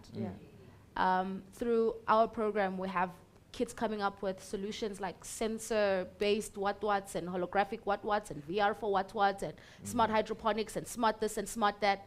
And I think over and above what Muzi has just said, create a platform to hear where they are, where their technology level is. And then you will know what kind of technologies you need to input. And you'll know how it is you can interact with them from the perspective of technology. So you guys will go at this together. And always say where technology is concerned, teachers are in a bind because we always think that you guys need to have the answers. But technology came and we're all alive. Yeah. The 10-year-old was alive and the 40-year-old was alive. And we are all almost at the same level at this. It's just that the younger ones are still more agile. They still have less blinkers and binders, so they absorb more. So there's an opportunity for us as teachers to even learn from them where technology is concerned. It would be very interesting to find out if you ask the same question to your learners what they would say. It would be so interesting. I'm going to close with the question over there. Did you want to add something? One add. And then teach them how to charge.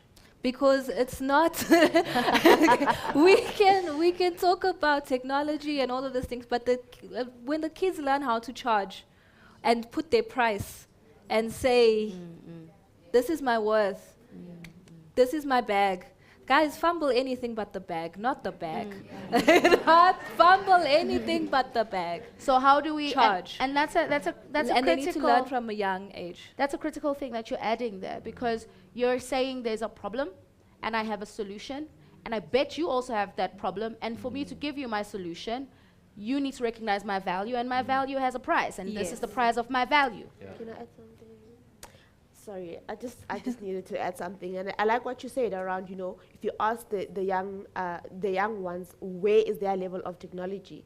I mean, we've seen an increase in the gaming space, and we know that from a gaming perspective, that's actually the fundamentals of coding and just really understanding, you know, the technology that's out there. We also have something called the App of the Year at MTN, where we've taken young people on a journey where we're putting them through an app academy, where we're teaching them how to code and how to build an app. Sometimes it's also about what they're interested in, right? And it could be just a game, but in there, when you look at Roblox and the ecosystem around gaming, it's so rich. You'd find that actually the answer is not in heavy textbooks, but it's just in a game. I just wanted to contribute. I like that. Maning ama slide deck saya got MTN. You must bring the slide deck to MTN. I'm going to close it off there. Good day, everybody. Good day. My name is Sia. I from Kobo Cuisine. Kobo Cuisine is advocating for indigenous cuisine progressively. And being a chef myself, I've worked quite a bit. And one of the things I discovered was in our times, we were a yes and a no chef scenario. And therefore, I find that we're in spaces where we're following instead of us creating our own. I work a lot with young chefs. I coach the junior national team. We just came back now from Abu Dhabi. And one of the things for me is explain everything that is happening to them so that we live in the same globe as other people. All the other recipes that are traveling the world were designed and done by a person. So my interest with working with them is like in the future, they should be confident enough to see themselves in spaces where they create things that come from this country and also travel the globe.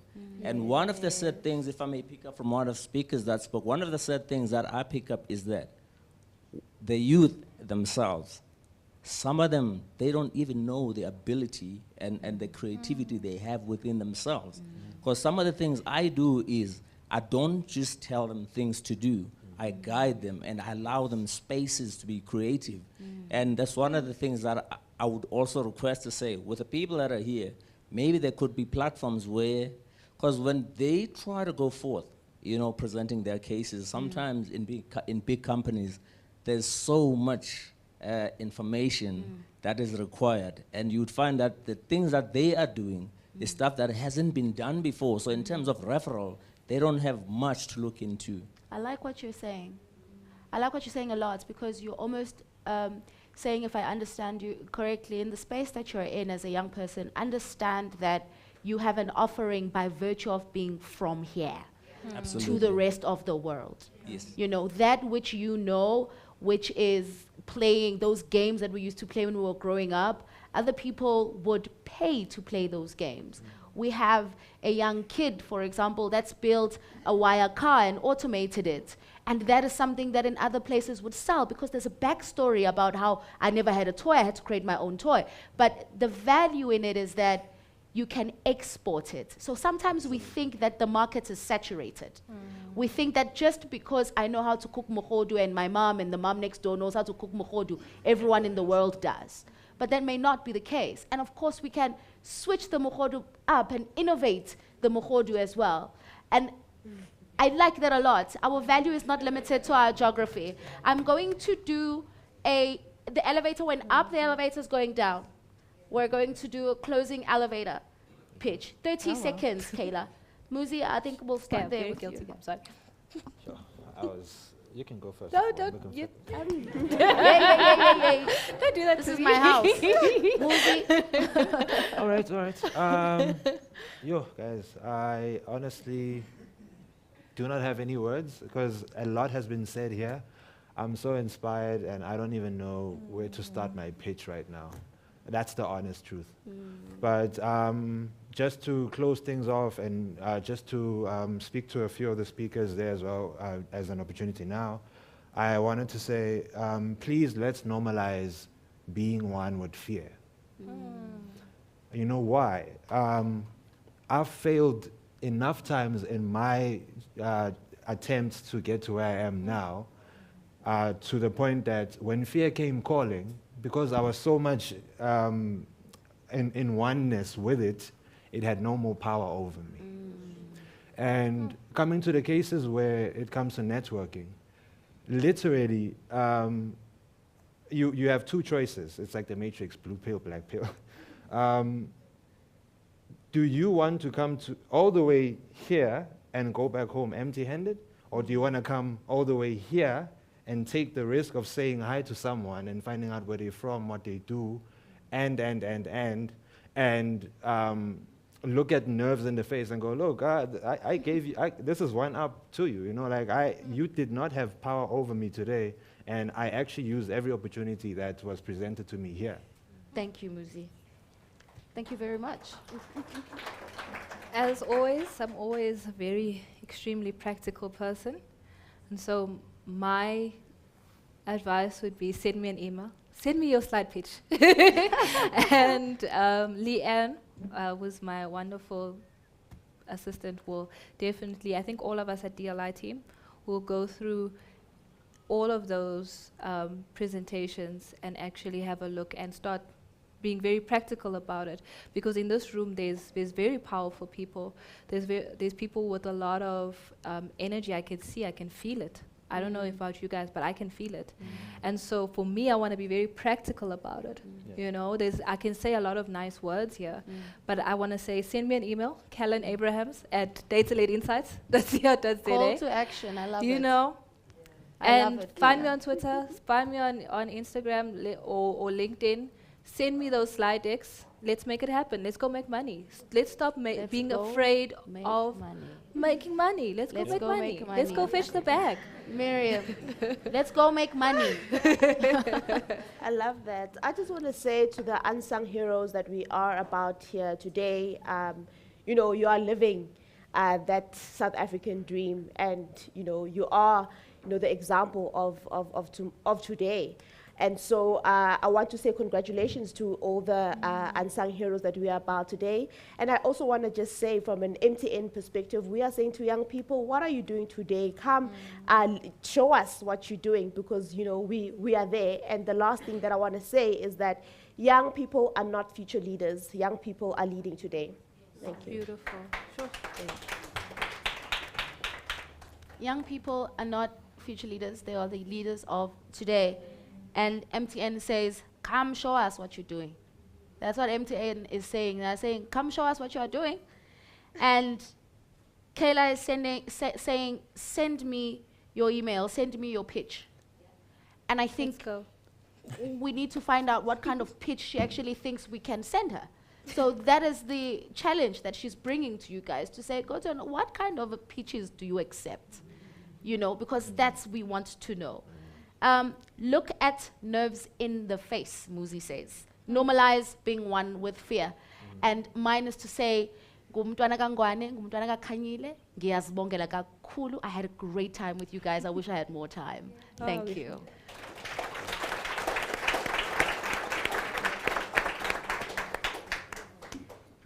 Thank you.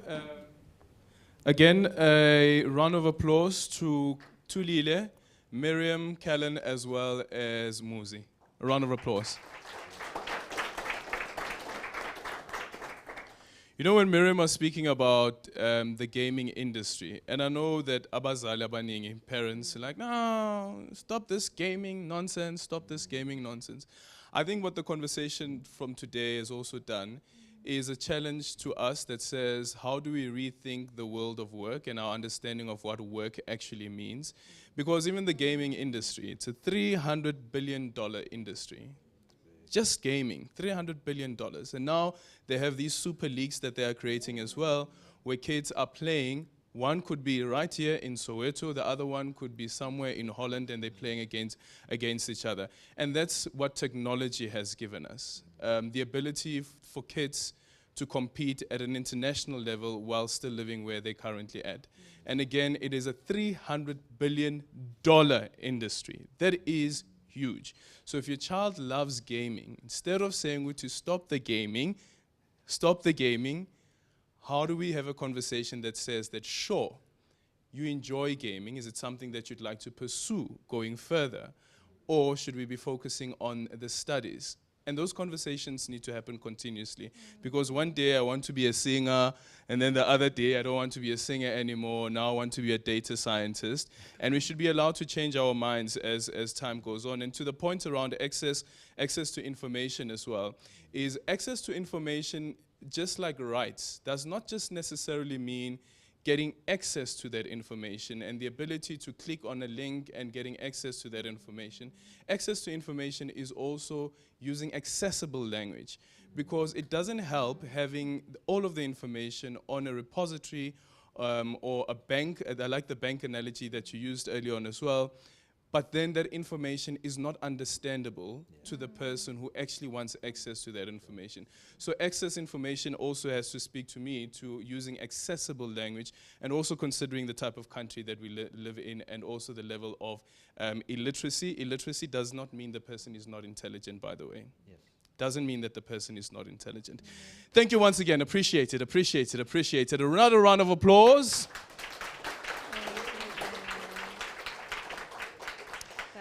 Hey, and Tuli was being really tough, yeah?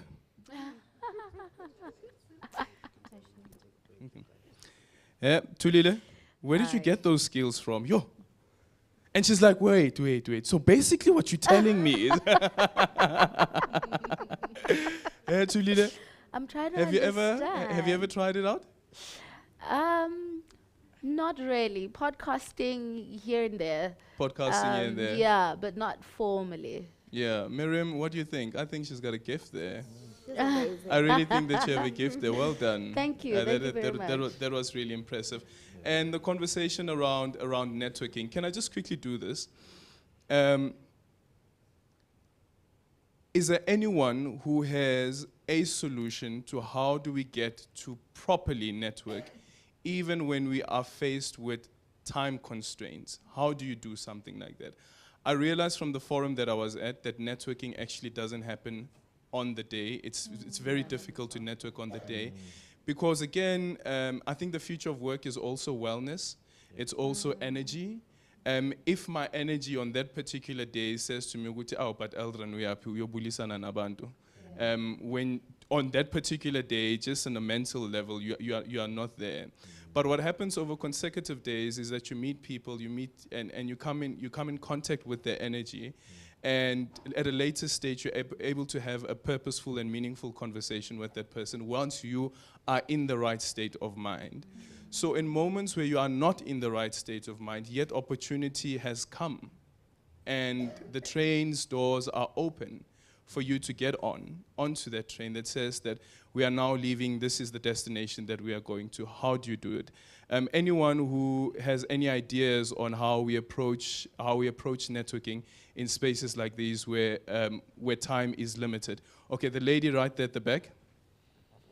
And I'm going to ask you to please be short as well and brief in those suggestions. Anyone else who has a suggestion as well, please just put up your hand and we'll try to get a mic to you. How do we make sure that we have networking sessions that are meaningful, purposeful as well, in a short space of time? Like for instance, in the next hour or so, I'm sure some of you would be burping. We'll be saying our goodbyes, you know? But you have people who are influential, talented, passionate, right here in this room, who can really change the world, change the country, and perhaps they need you. They need you to reach out to them. Because some of our ideas are also born out of meeting other people. Okay? Hello, it's Kiki again. For I need you to example- stand up, Kiki. Hello, it's Kiki again. I did meet up with some of the unsung heroes. I also created a WhatsApp group. We're going to discuss the challenges that we come across as the Sunday World Heroes, Unsung Heroes 2022. I know there are a lot of issues that we come across as young people. So I've created a WhatsApp group. I'll invite all the Unsung Heroes 2022 so we can see the way forward. Okay, it's great stuff. So if you want to be part of that WhatsApp group over there, the person to contact is Kiki. We've got another hand over here at the back.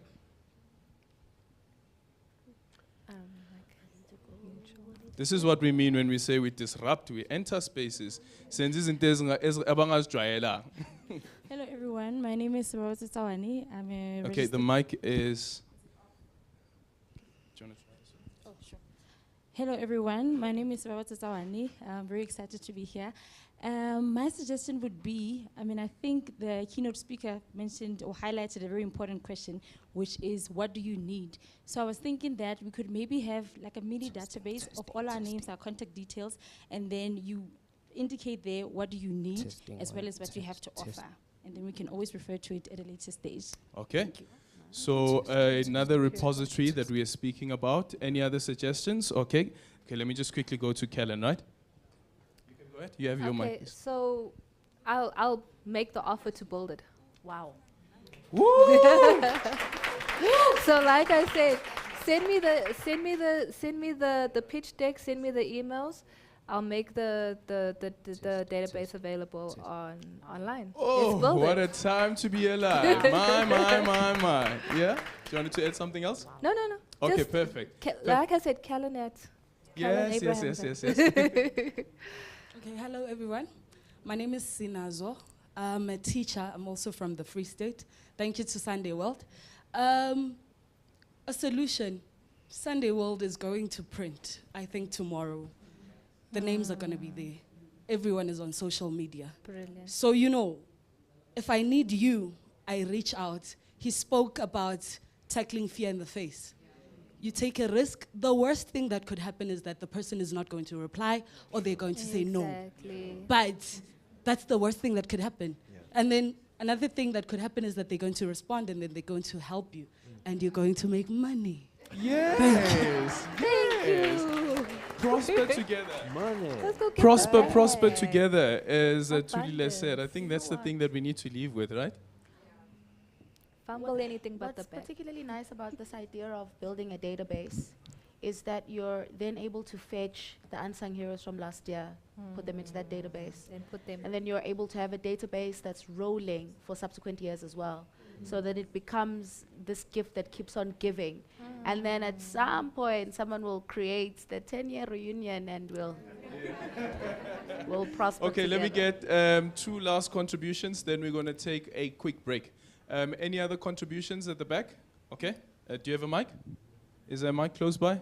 All right. I think I have to also say that seeing that since I've asked for these suggestions, that most of the hands that I've identified are women, it is, for me, most of the hands that I've identified are women. And that for me, it's another thing that is important, that says that we are seen as a marginalized group. However, when we occupy spaces, damn be sure that you're going to take note of me. Yes. Well done. Is it on? Hi everybody, my name is Jane Mpolo, and if you want to know more about me, you'll read about it tomorrow. I just want to contribute in the on the issue of social media. Like, we really always talk about, you can find me on social media, but I was really disappointed because I was like, Facebook stalking the unsung heroes of last year, and I have to just say to this group of people, we have to be very deliberate about what we put up on social media. media. Like, there's nothing so disappointing about reading about somebody and the great things that they're doing, but then you go on social media and it just does not reflect that. So I think it's very much important to be aware of what we put out there. Thank you so much. So your social media account is also an extension of yourself. Send me the invoice. Oh, yabo ikwa baba, uthukile. No, he was standing up for the men's Sanmoran conference. Dumelang. Thank you also for everyone coming and the Sunday World Heroes and the panelists out there. Then a nice idea to the sister with the WhatsApp group. She approached me indeed asking for contacts. Nice idea also with the database and regarding also to do this web banners or conversations even with the last year groups. So to keep afresh, to keep in contact, to keep mingling and keep doing things, guys. Then I do tourism. I'm all about selling, marketing, and promoting Villa the Street, so way to Josie is a place to be. So read about me tomorrow. Let's share, let's travel, and make the world a better place. Shoot your shot. You gotta sell yourself. You gotta sell yourself in the processes. Okay, one last one. I'm gonna take one last one, guys, and then we're gonna close off for a quick break, and then come back and go through the list of all those unsung heroes. They're right there at the back. Okay, let's make it two, Eish. Yeah, ne? Open the can of worms. But these are good worms, eh? Good worms. Yeah.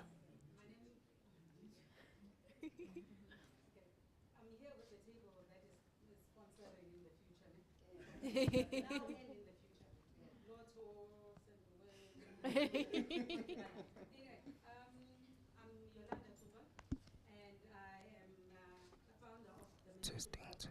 I don't know if any of you have seen that. But part of success, right, is actually having the right people mentor you and sponsor you. And basically being able to identify people to actually do that is sort of critical. So for me, I mean, what we do at the mentorship board with you guys is enough. You can actually find sponsors and potential sponsors and mentors that are well Testing. Are you getting me?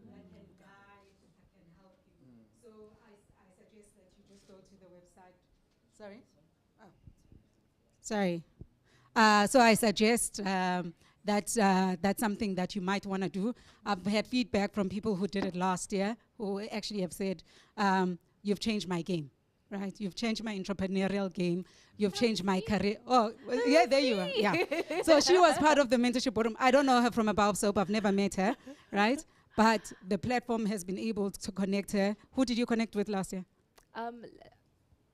Keshni. You connected with Keshni. And it wasn't even the 67 minutes. I didn't even make it to the 67. You just went randomly onto the platform and then found someone who resonates with what you want to do. And that's important. You know, we don't impose. You sign up, you look for a mentor, and they help guide you, right? Yes.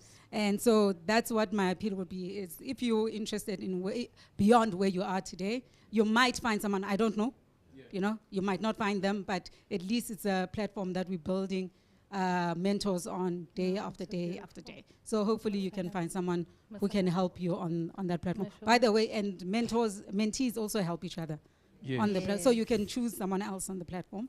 And it's called www.thementorshipboardroom.co.za. And next month with the Sunday World, we're doing 67 minutes of mentorship for Mandela Day as well. And there you'll be able to actually have JSE listed CEOs, past and present, that can mentor you, but you have to apply and then you get selected. I don't know. So yeah, thank you very much. I just thought I should share that. Thank you so much. Thank you so much, Yolanda. Can you take the mic? The guy at the back. Thank you so much. And by the way, the Twitter handle, Yolanda, thank you so much for getting in touch as well. The Twitter handle is @thementorshipbr, @thementorshipbr. This is the Twitter handle, and you can get more details there as well, including the details around the website @mentorshipbr. Last contribution. Dumelang Hap at the mic. So I wanted to add on the point that was made earlier around how we use this platform as a springboard, right? So can you please increase your PR ability and Googleability? Because what happens a lot of time is you are here, we celebrate you, but people don't get to read more about you or find out more about you. So I emphasize this point, guys. Make sure that you are more Googleable, more YouTubeable, so that people can look for you and find you. And the reason why I say this is in 2018, I got a chance to present 2 papers in 2 different countries, one in Ethiopia, the other one in Kenya. AU and the United Nations, right? How they went about finding me was that they were looking for an NPO that focuses on the boy child and how we raise him differently. So looking in the southern hemisphere or in the SADC region, the only one that they could find was mine. And how was that done? It was because every time we did something with the boys, I would write something to the different newspapers, online and stuff. So that ensured that when they Googled and looked for an organization that focused on the boy child, ours was the only one they would identify. Paid for everything, you don't have to stress about that. They get you there, they give you money in dollars for doing nothing really.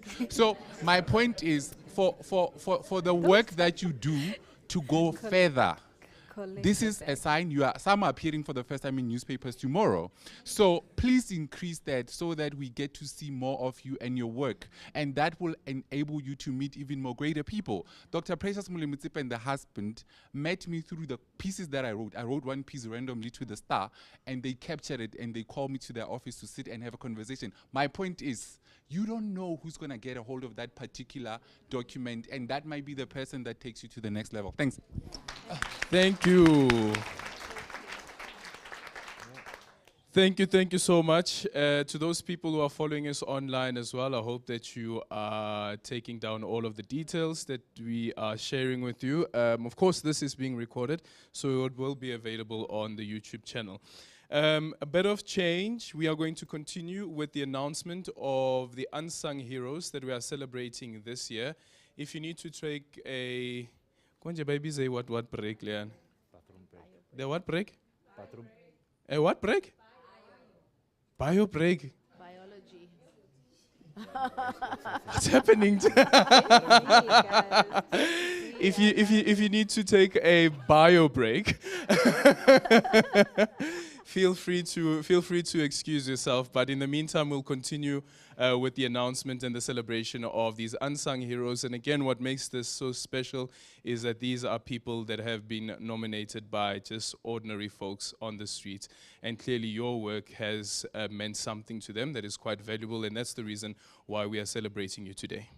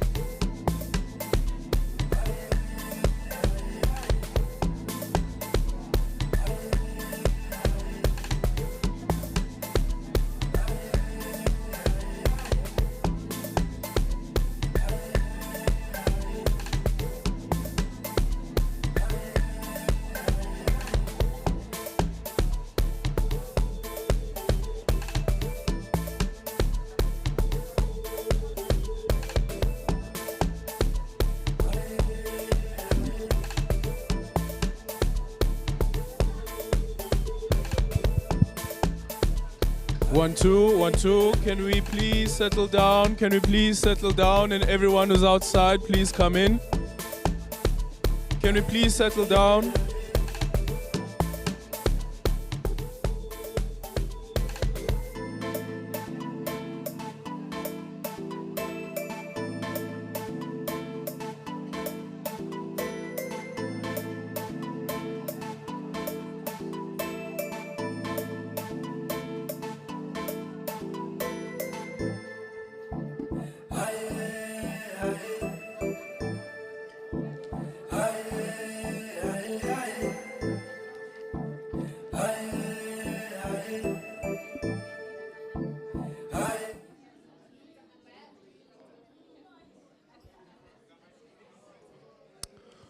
Okay, guys, we're starting in the next minute. Can we please settle down? Remember that we're also streaming this, so if you have a plate in front of you, make sure that you do the sexy chew.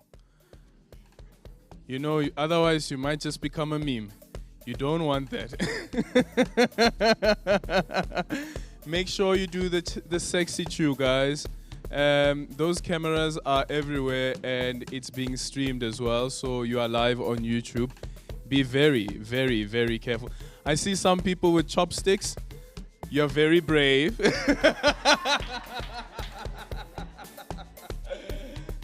What's an act of bravery? Okay, in the next 30 seconds we are starting. In the next 30 seconds we are starting. You can continue eating though, that's fine. In the next 30 seconds we are starting. Please stand by.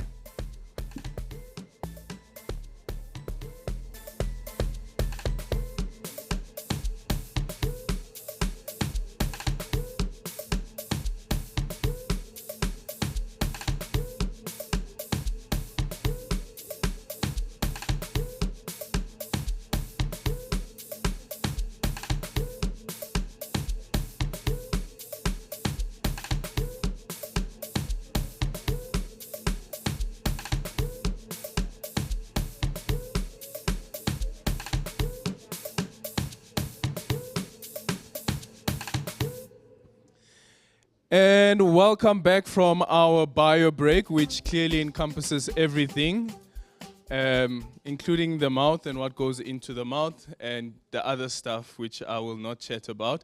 We are back again. This is the Sunday World Unsung Heroes 2022. It is the second installment of an event that I think is very important to recognize the work that's being done by young people. The despondency of young people is not a complete story. There are young people who are doing some really incredible stuff and young people who are quite passionate about the country that we live in. And we're going to make this country great because we love this country. So I told you guys earlier on that I was in Germany. So I asked the Uber driver, who's from America, by the way. Yeah, he's from America. And like, so what do you think of Germany? It's like, you know what? The country is beautiful. The problem is the people. So the problem is the Germans, not really Germany as a country. And I say this because there's something special about South Africans. There's something warm about us that says that we are so hospitable that when you come into our country, you feel like this is home and a place that you'd like to call home as well.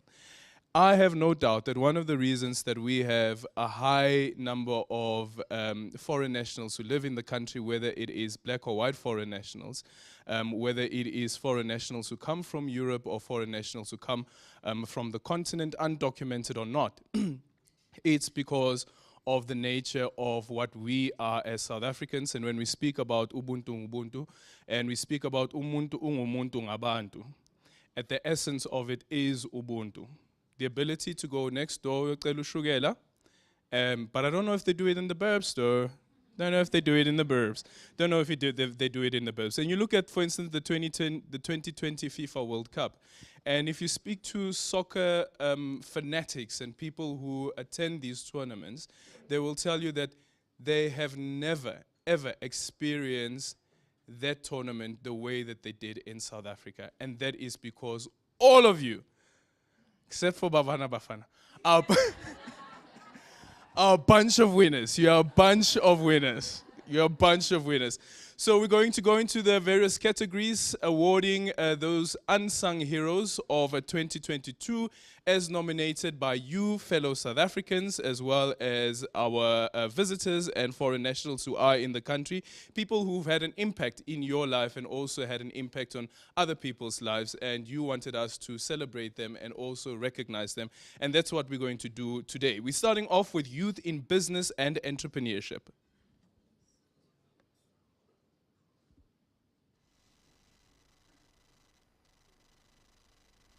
To understand and know if I'm saying yes to, what am I saying no to, and also just to encourage that goal setting must never be left for big companies and certain people, but goal setting is just you being able to correctly channel your energies, your efforts, your finances in spaces that matter. But otherwise, thank you so much. My name is Mapulela Lodi, the confidence activator, and I feel so honored and amazing that we are recognized as one of the unsung heroes of Sunday World. This is amazing because as young people, in a world that is not really affirming in certain spaces, this becomes really big, that we are honored and affirmed for what we are passionate about, and trying to be innovative and bringing new ways of doing things, different ways of doing things, but putting our ideas down to say we are bold enough to go into these spaces and make it work. Thank you so much.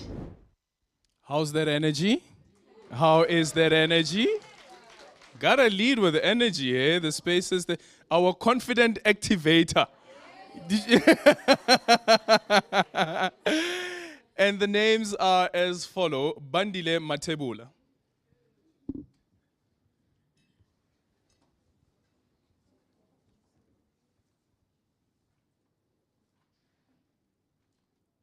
Hi everyone, I'm Bandile Matebula. I am the founder and CEO of Kwamtombini Empire. We're a holdings company based in Durban, KwaZulu-Natal.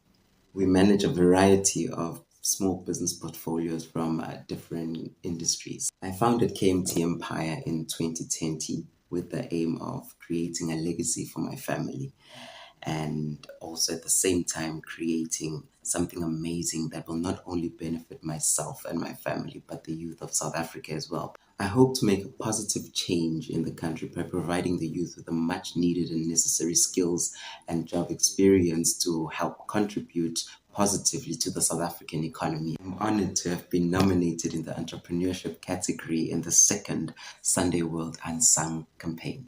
I hope that with this entity, I get to uplift the young people of South Africa and provide the much needed value to the South African economy, and also to motivate young people to follow their dreams, and that whatever they dream, it's possible. Whatever they do is possible. That is Bandile Matebula. And if you are in the room, please come forward. We'll hand you a certificate. If you are in the room, please come forward. We'll hand you a certificate. If not, we will make sure that you do get that certificate. Kellen Abrams. Yes, that Kellen.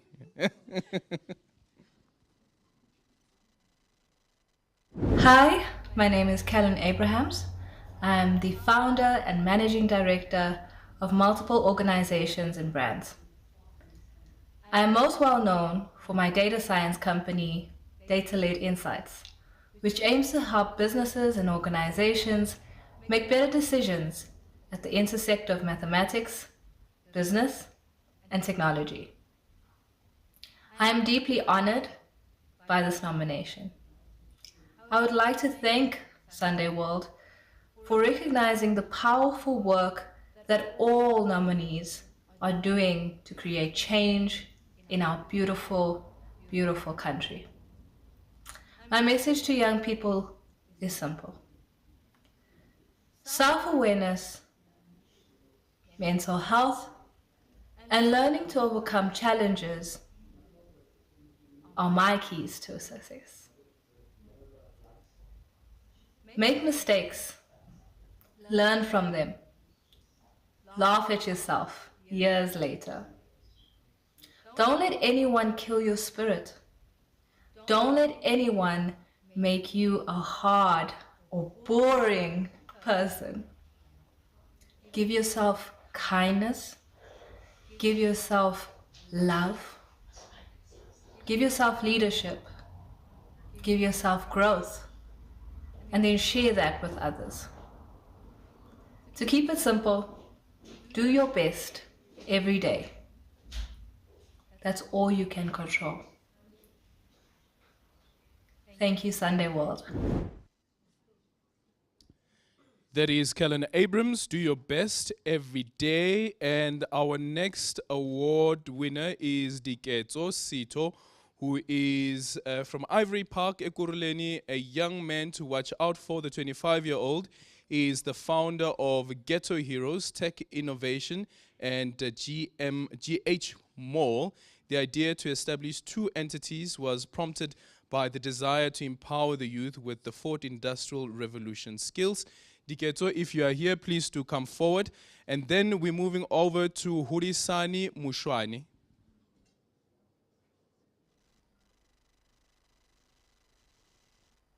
Hi, my name is Ulisani Mushiane, the founder and managing director of Macarena Consultancy, which is an environmental consulting company that I started in 2012 when I was still a student, because I've always known that I want to be an entrepreneur because that's the way to go.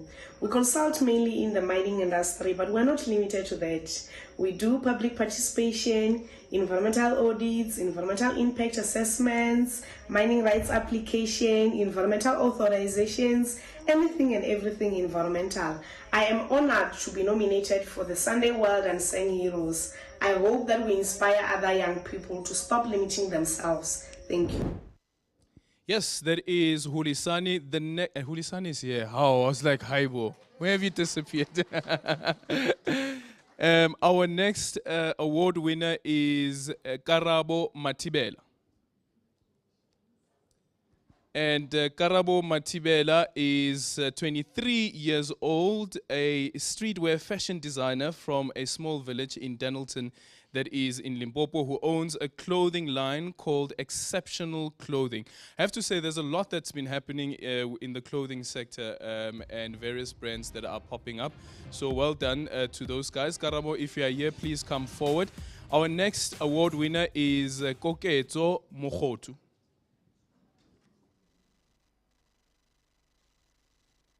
Hi, my name is Keketso Mogotu and I'm from Kutlwanong in Odendal, Swiss.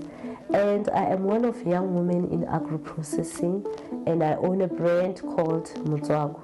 Motswako is a product that is freshly made of natural ingredients. It does not contain any colorants, no preservatives, and it is high in vitamin C. This product was born during the height of COVID-19 in 2020 because mostly we're advised to take the concoction of ginger, honey, lemon. And right there, I saw an opportunity. That's when my business was born. Yes, challenges were there because we couldn't penetrate the market the way we want because our product was not tested. But today I'm proud to say our product has been tested, shelf life was made, claim of vitamin C and nutritional analysis. And we are also a member of Proudly South African. And our wish is to see our product on the retailers' shelves, export market, and to build an empire with this business. Thank you. Well done, Koketso. And Koketso's Motswako Honey and Turmeric Puree Booster will be available soon on the shelves at Roots Butchery, nationwide. Nationwide. Next on, we call on Lebohang Nyandeni. And Lebohang Nyandeni, 24 years old, Leb's Cafe, is a coffee connoisseur. It was great. It was a great entrepreneurial heroism that he displayed when he founded a coffee business called Leb's Cafe in the middle of a pandemic last year. So many businesses that that popped up during the pandemic, yeah. And it's just exceptional to see what the guys were able to do. My partner as well, he was retrenched and he started his own catering business, and he's really doing well. I'm really proud of him. And I can only imagine for all the other people who started businesses during the pandemic, how difficult that must have been. And also, if you think about how do you market a business during a pandemic when people are not supposed to be moving around? But then there are some people who've just made it. They say that many will be called, but a few will be chosen. Lubabalo Taibos.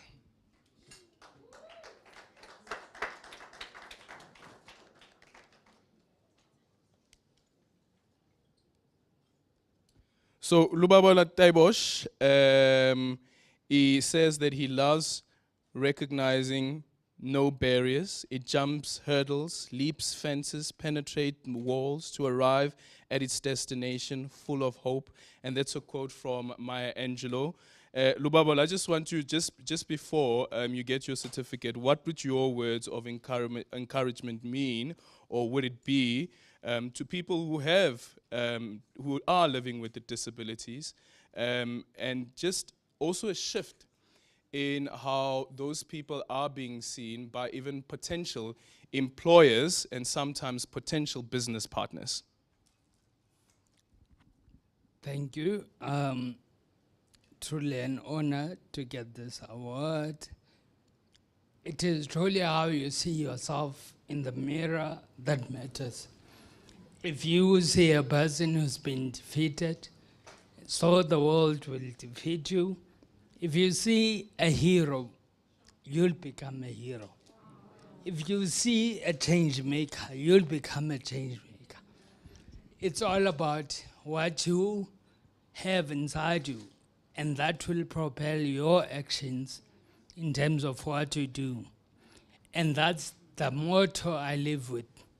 To say, yes, I have challenges, I have limitations, I have impediments that stand in my way and do not propel me to succeed. But the opportunities are there. I'm able to create software as much as the person who has the functionality to work has that ability. So businesses, also people with different abilities, need to also venture into business and not look at themselves as people that have abilities being chopped off, because each and every one of us are difference makers, and businesses that want to partner with people with different abilities also need to realize and recognize that they are as much as capable as the person with a normal capability. That is the spirit. That is the spirit. That is the spirit, because we also need to recognize, guys, that this country does not only belong to the able-bodied, it belongs to everyone. So says our Constitution. The country belongs to all who live in it, and so must those opportunities that this country presents to us. Our next winner is Lungisa Muhlao.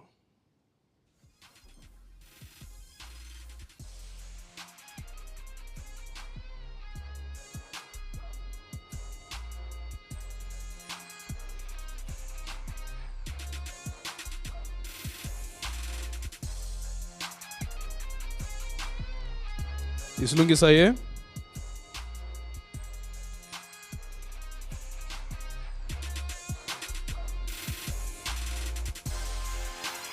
Okay, we move over to our next award winner, Mpho Hoti.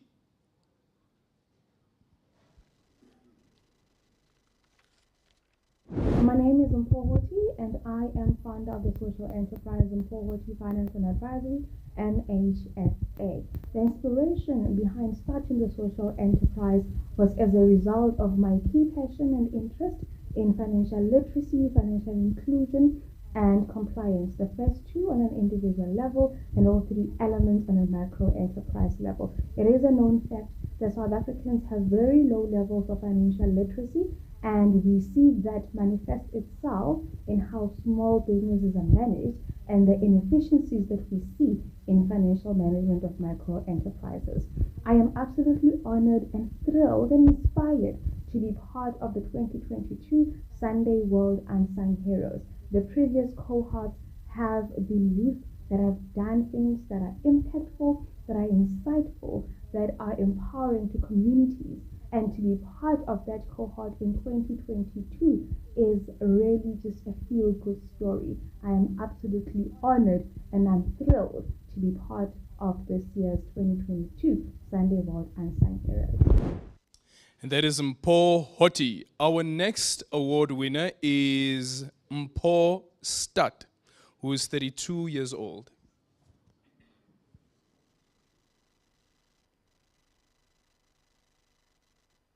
Hello everyone, my name is Mpho Stat.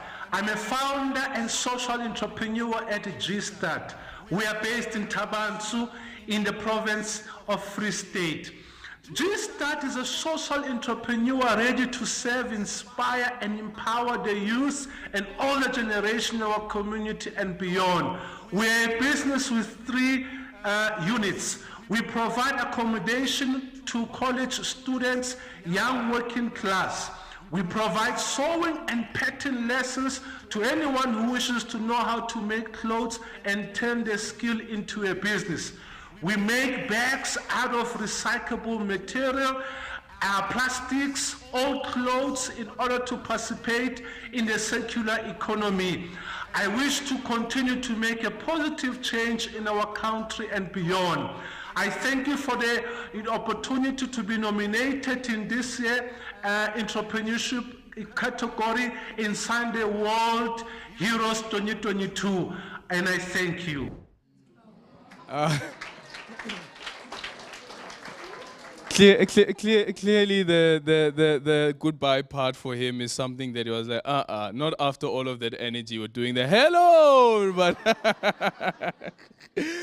our next award winner is Nompumelelo Sharon Dladla, NSD Career and Training Institute and Nati Youth Development Foundation. So Nompumelelo Sharon Dladla believes that social and innovative entrepreneurship are vital ingredients to keep society together. And Dladla holds 3 degrees from the University of KwaZulu-Natal, a BA Social Science degree, a BA Social Science Honours, and a BA Commerce Honours. She's pursuing a Master's in Commerce at the same institution. And our next award winner is Palisa Ntsoti, sorry. Palisa Ntsoti. If you are here, please come forward.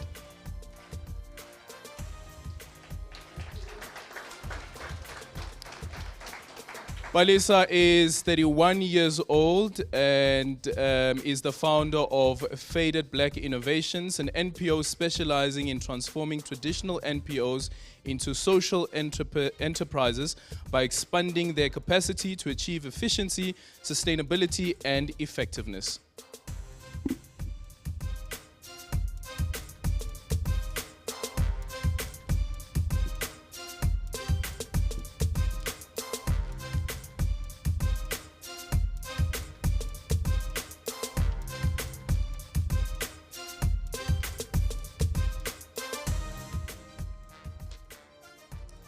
And our next award goes to Palisa Ramulifo. Palisa, if you are here, please come forward.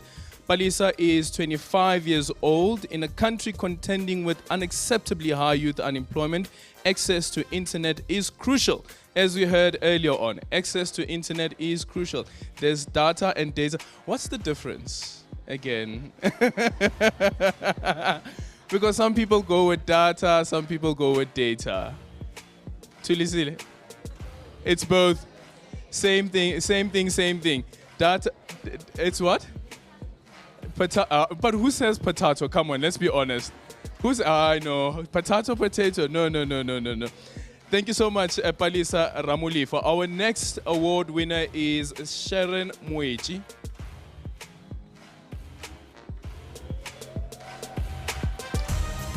Sharon Muechi also owns a cafe. So Sharon has to be one of the bravest women in the world, having renovated, refurbished and launched an eatery, Sharon's Cafe, right at the start of the COVID-19 lockdown in the country. I think we should have like a special category for people who started businesses during a global lockdown. It was a global lockdown. Sharon, if you are here, please come forward.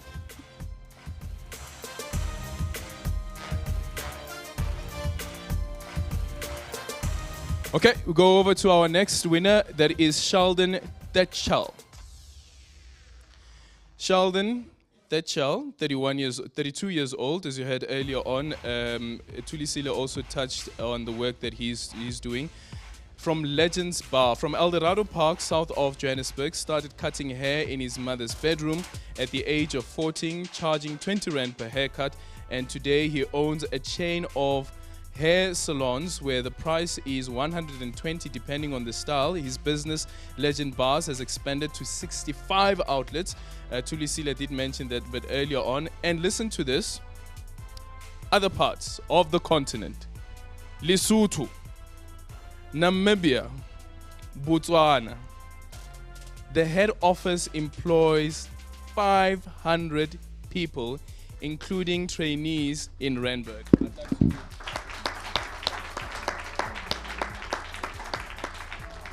That is really some incredible stuff. 500 people, because the employment of 500 people doesn't mean that 500 people benefit from it. Think about their families and how many of their families actually benefit from them being employed. How many mouths are being fed, how many kids go to school. And with employment also comes a sense of dignity. So that also does assist with that. So well done to Sheldon. Our next winner is Unsung Nkwe.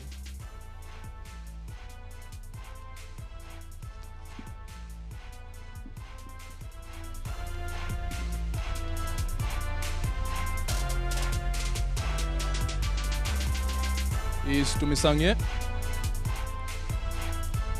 Okay, so Tumisang is 28 years old, a businessman and social entrepreneur from Taung in the northwest. His entrepreneurial spirit was triggered by a desire to empower himself and others. He believes that entrepreneurs can solve many social and economic challenges.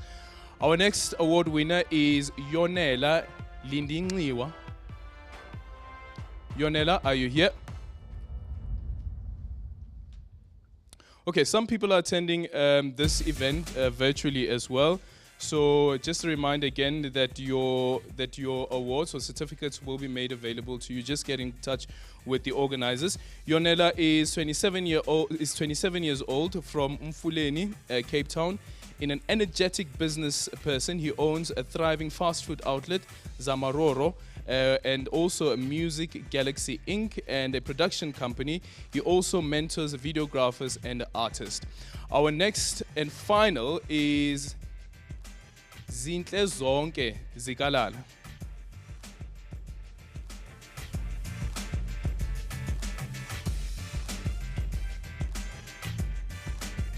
Sanbonani and hello to everyone. My name is Zinhle Zonke Zikalala and I'm the founding editor of Isibizi magazine.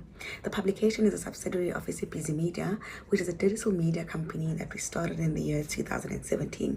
Our brand is really about youth empowerment through entrepreneurship. We want to tell real stories of real people. In fact, we don't just want to tell those stories, we are telling those stories with the aim to inspire, motivate, and educate. We want small and young budding entrepreneurs to find and have a platform where they can advertise their business for maximum exposure. We are all about creating a grant-free, reliant generation. We don't want our youth to be reliant on government to make things happen for them, but we want them to hold themselves accountable and get up and do something for themselves. We are all about that, and I couldn't be more excited to be nominated as one of the Sunday World Unsung Heroes for 2022 under the category of Youth Entrepreneurial Heroes. Thank you and thank you. Thank you and thank you. And now we call on the confidence activator, Mapula Likhudi. Mapula, do you have a mic there? You need a mic, my sister. Yo, Leo energy thingy mic. Tell me something. Make me feel good about myself. Are you serious right now? I am really serious. We need to know. We need to learn these tricks. And like, how do you get to that level of like, when you see yourself in the mirror, yes, I'm capable. It's about understanding who you are. So I always say you can't show up as something that you don't know. So the moment you understand who you are, it becomes easier for you to show up, because all of us actually have confidence. But the difference is, are you aware of your own confidence? Are you aware of what you can and what you can't do?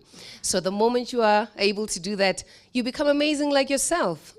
And you must activate. Yeah. You must activate that confidence. Mapula Lukhori is 33 years old, entrepreneur in multidimensional professional making, an indelible mark in also that she's leaving in various spaces. So thank you so much. Thank you.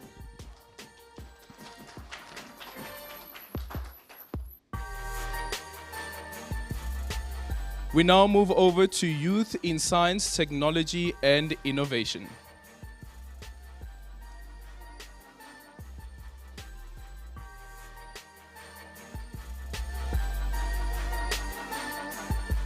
Hi everyone, my name is Bruce Dobe. I'm the managing director of 980 Digital Media, which is a digital publishing company that is based in Pretoria and that was launched in Jan 2010. The business primarily focuses on Africa's youth demographic, and we use digital assets to facilitate better access to developmental youth information, particularly around thematics such as education, entrepreneurship, employment, etc., etc. Over the years, we have managed to set a footprint in South Africa, Botswana, Kenya, Nigeria, and Zimbabwe. And we have also explored other content formats in areas such as entertainment, lifestyle, etc., etc. So I'm very excited to be nominated as one of the Sunday World Unsung Heroes, as I believe this will give me a platform to meet like-minded people and collaborate with people who are already active players in these sectors. Thank you. Thank you so much. Next winner is Dr. Elizabeth Lipoto.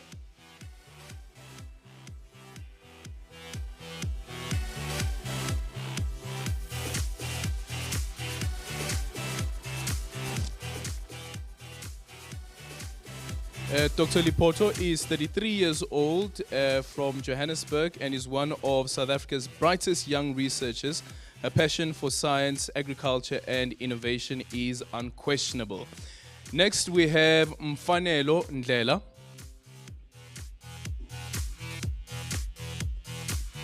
Mfanelo Ndlela is 30 years old and was born in 1992 in KwaZulu-Natal. In 2012, he passed his first year BCom accounting at the University of KwaZulu-Natal but ran out of funds to register for the second year. In October 2013, he was stabbed 7 times during a mugging incident but survived the ordeal. In 2014, he registered for a second year but dropped out in June due to lack of funds again. In September of the same year, he founded Electric Coal Technologies. The company has multi-million rand projects locally and Zambia. It manufactures and installs services as well as digitally monitors.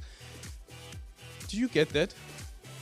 So you don't have money, but you still. Hi everyone, I'm Mfanelo Ndlela, 30 years old, born and raised in Mtuba. I currently live in Durban, KwaZulu-Natal. I am the founder and research and development director of Electrical Technologies. ECT is an innovative renewable energy and smart utilities enterprise. We initially established our entity to address the energy and water crisis that our country continues to face today. We are extremely honored and humbled by the fact that we've been nominated under the Tech, Science and Innovation category for the second campaign of the Sunday World Unsung Heroes.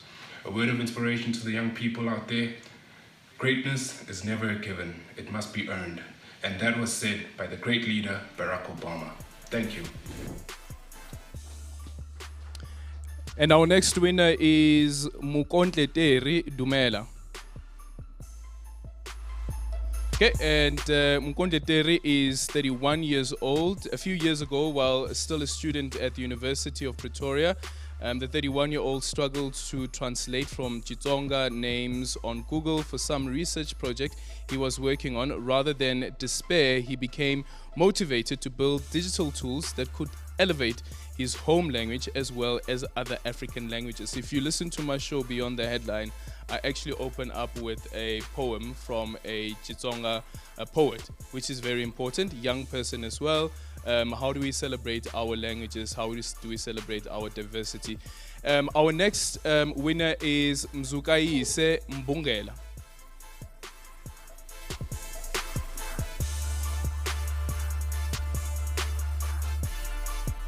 Sanbonani. My name is Muzegayisa Mbungela. I am a Mpumalanga born and bred audiovisual content creator and also the founder of the Mouses.co.za, a small multimedia company. Although Mpumalanga is home, I'm not necessarily based there now. As looking at the times as well, one can work from virtually anywhere these days. I've been mentoring and training several youth since around 2014. And the main aim is to ensure that everyone that comes after me starts even younger. They are better equipped than I was, and they certainly don't go through the same challenges that I went through when I started off. I hope to make a positive change in the country by continuing to inspire younger minds and grooming storytellers who will take this craft to heights unimagined. I am so grateful to be nominated in the category of Youth in Science, Tech and Innovation in the second Sunday World Unsung campaign. Now to you, yes, you, Wena. Always remember to feed the inner child and let's never stop chasing our dreams. Never stop chasing those dreams. And our next winner is Ole Matlala.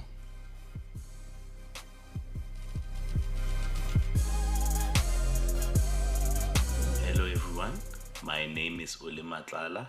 I am a co-founder at Reslocate.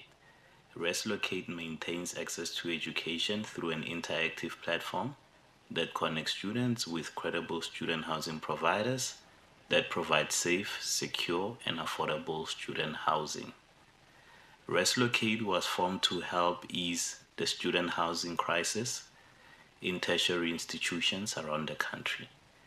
I am grateful to be nominated as a Sunday World Unsung Business Hero. Thank you very much. And our next winner is Stembele Njobo.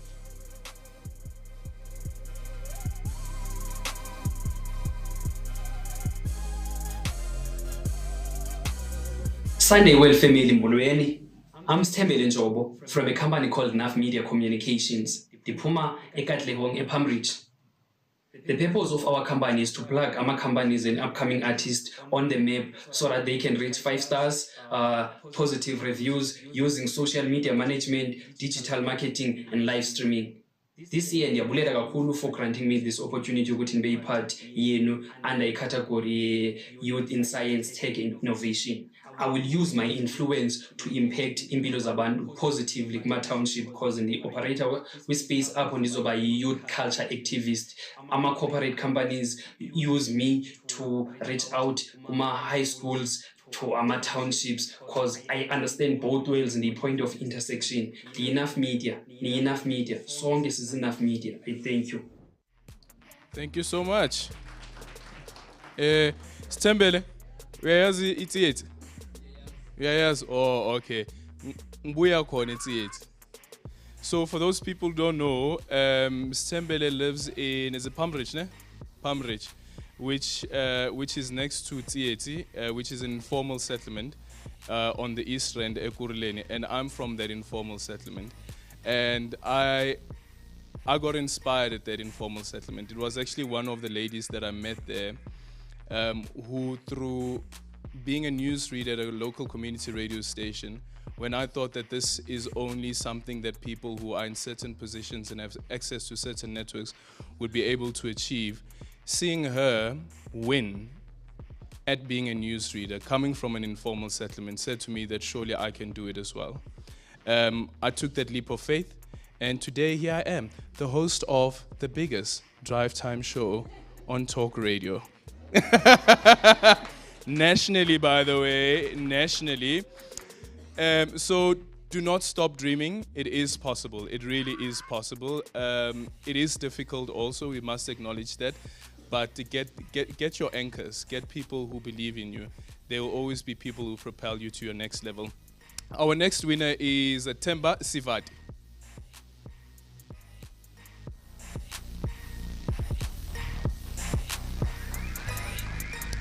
Temba is 29 years old, a software developer with a flair for using technology to make life a little easier. Sivate lives in Diepsloot, north of Johannesburg. He recently launched a groundbreaking app called First Response that allows users to easily access critical emergency services. He wanted the app to help curb the scourge of gender-based violence. Another round of applause, please.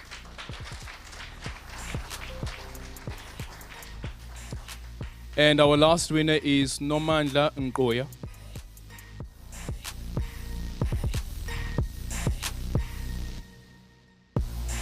Hi everyone, my name is Nomandla Nkoya, the founding CEO of DKM Group, which was founded in April 2017. I live in Pietermaritzburg, which is a city in KwaZulu-Natal. The aim of my project is to improve people's quality of life by providing them with good quality detergents and personal care products. I hope to make a positive change in the country by encouraging women to take up space, especially women in the science field, which is a male-dominated industry. I would love to see more female scientists using the skills they acquired in school to start their own businesses, which are in line with the degrees they did. I'm excited to be nominated in the Sunday World Heroic Woman category in the second Sunday World Unsung campaign. In closing, I would like to say there are many opportunities for young people out there. Please utilize them. And remember, whatever you do is in partnership between you and God. And you do the work and God makes it happen. Thank you. And a little bit of faith that is also important, including the ATE for some of us, and for others, just the FAITH. That's also good enough to propel you there. We move over to youth in academia and education. Abo citation, abo watwati.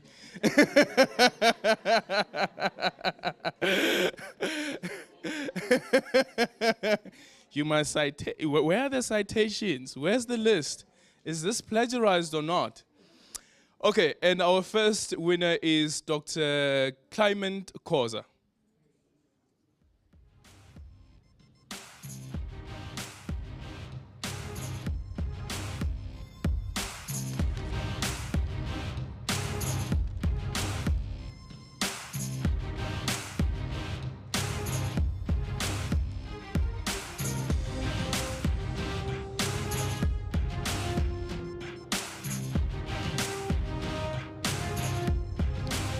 And our next winner, Kiamukhetsi Tisane.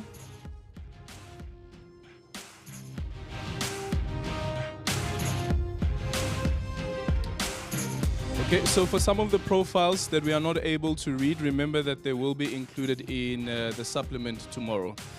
And our next winner is Khonzi Manuel.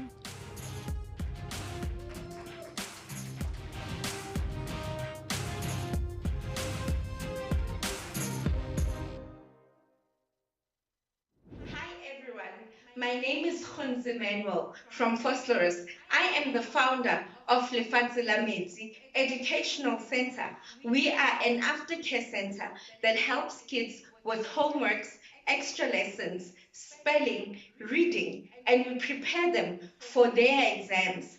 I am truly, truly, truly honored to be nominated for the Sunday World Unsung Heroes. Thank you very much.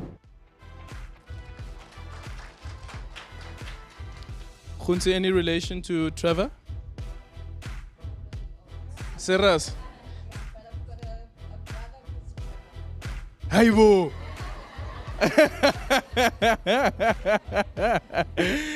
You've got a brave family, Khunzi. You've got a brave family. Our next winner is Lisiu Ramuro.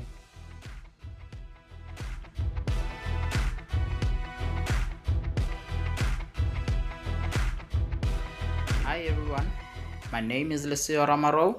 I grew up in Kutlwanong location, Odindalsres in the Free State. If you were to see our lives today, you would not believe the story. All thanks to the woman who taught us that hard work and good personality is everything. I would like to say today that I am very honored that I have made it on the candidate list of the Sunday World Unsung Heroes 2022. Gotta appreciate the mothers as well. Gotta appreciate the mothers. And our next winner is Litlaka Mputi. Litlaka Mputi is 35 years old and in his neighborhood of Putadichaba in the Free State, he became a young computer guru. In 2018, he converted his garage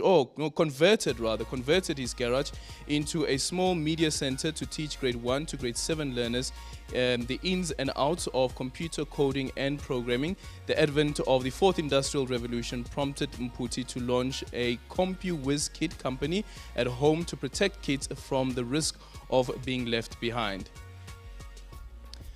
Our next winner is Malisiba Malibani.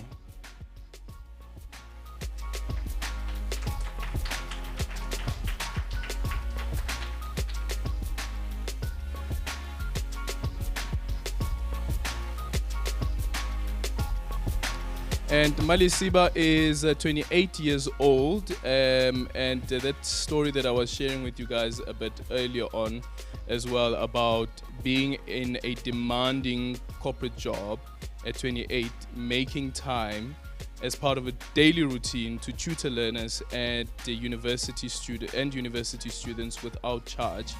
Thank you so much, Siswam, and continue to lead. Continue to show us that not everything actually needs to be paid for. Sometimes a little bit of this and a little bit of that. I'm not saying that you should do things for free. I'm not saying that at all.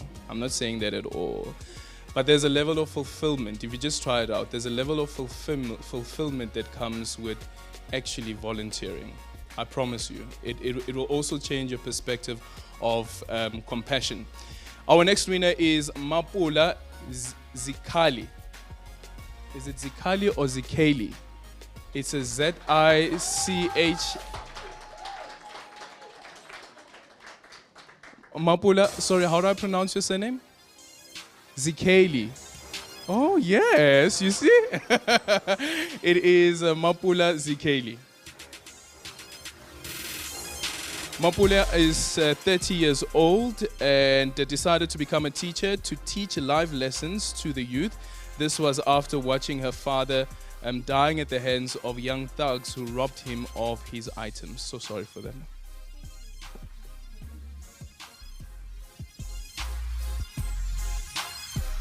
Our next winner is Mbali Plai. Yes, Mbali, yes.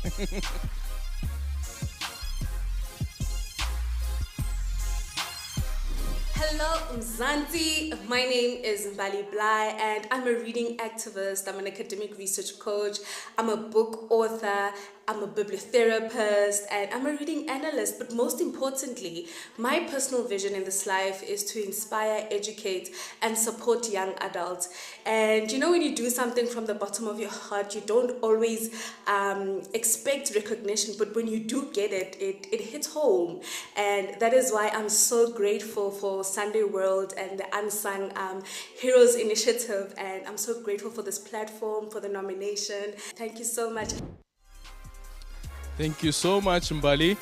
And Mbali's namesake, Mbali Mavunda, is our next winner.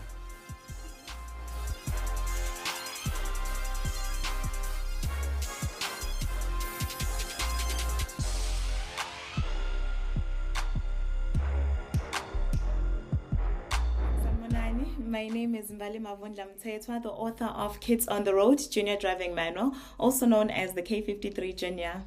I'm a journalist by qualification, and I currently work as a copywriter, digital content creator, and community manager for a creative agency in Rosebank. The idea of the K53 Junior came about in 2018 when I found myself working for a car workshop as a receptionist. That's when I was introduced into the automotive industry, but even more so the need to conscientize children with road knowledge and road safety. By introducing this concept through schools, I hope in the future to work hand in hand with government to help eliminate the illegal processes of obtaining driver's licenses in the country, making sure that every driver on the road is skilled and legible to do so, therefore making our roads a much safer space to be in. It is quite an honor to be nominated in the 2022 Sunday World Unsung Heroes under the category of Youth in Academia and Education. As a young black girl, it feels amazing to have my dreams validated by the outside world. It makes me want to go out there and chase even more. And to my peers, to other artists and creators like myself, I say complain loudly about your dreams and never stop chasing. Yeah. And can Mbali also help us come up with something to deal with the cold drink? That market needs to be regulated. Our next winner is Nkensani Matebula.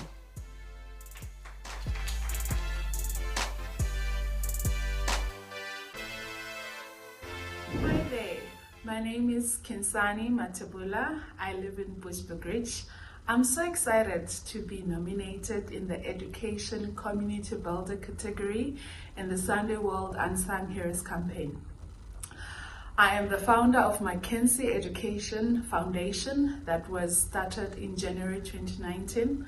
The aim of the foundation is to provide mentorship and support to high school students in disadvantaged communities by providing mentorship, providing study guides, conducting career expo workshops to help students to choose careers wisely. Your dreams are valid. If you work hard on them, nothing is impossible. Here I am is proof that your dreams are valid. Thank you. Thank you so much. Our next winner is Omulimo Mulaso.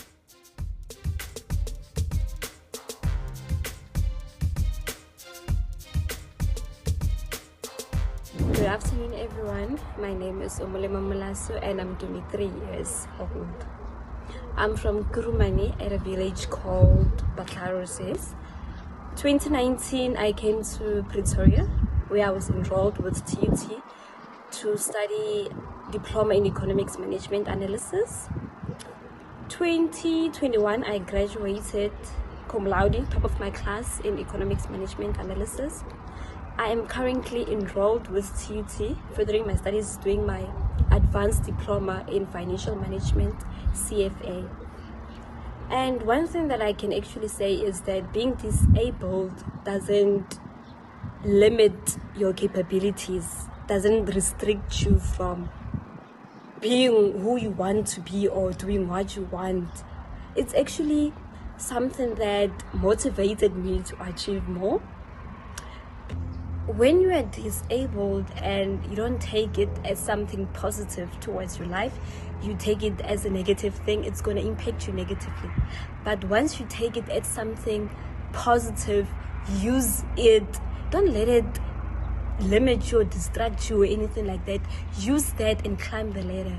Make sure that once you put your mind on it, work for it, put time in it, and you will achieve it. Thank you.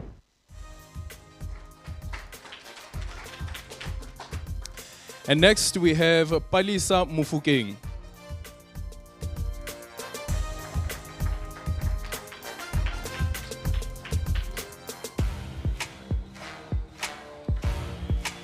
So Palisa, as you heard earlier on as well, is an academic who works hard to produce exceptional students through her innovative, inclusive, and dialogical teaching methods. She teaches at Rosebank College and has just earned a master's degree in educational technology at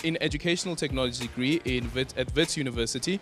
Mufukeng did her undergraduate and honors degrees at the same university. She says that my teaching practices encourages my students to be actively involved in the process of learning. And next we have Professor Witness Maluleke. Professor Witness Malule. Prof, how old are you? How old is the prof? I am Maluleke Witness from Shukwane village under the Greater Guyana municipality of Limpopo province. I am attached to the Department of Criminology and Criminal Justice of University of Limpopo.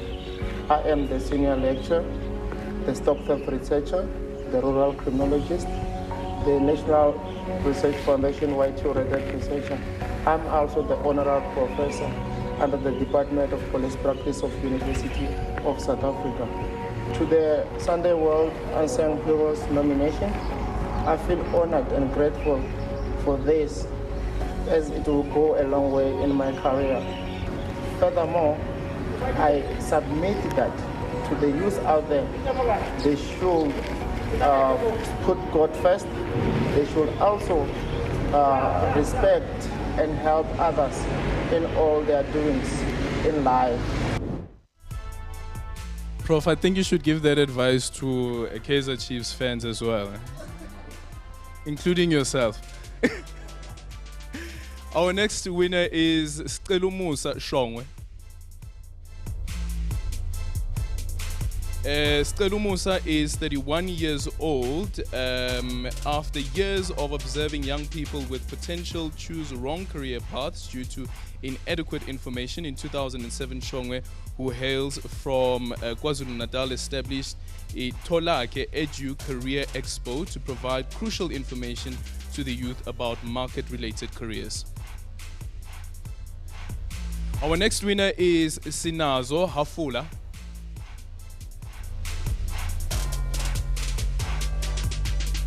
Hi everyone, my name is Sinazo, surname Alfula. I am a teacher at Samuel Johnson Secondary School, located in a semi-rural town, Zastron, in the Free State.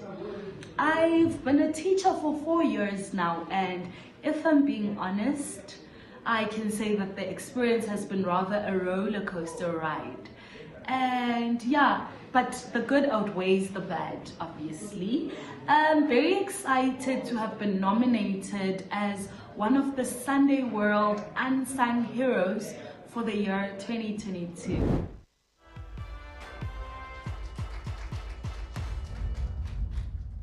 And lastly, we have Tebogo Mulipo.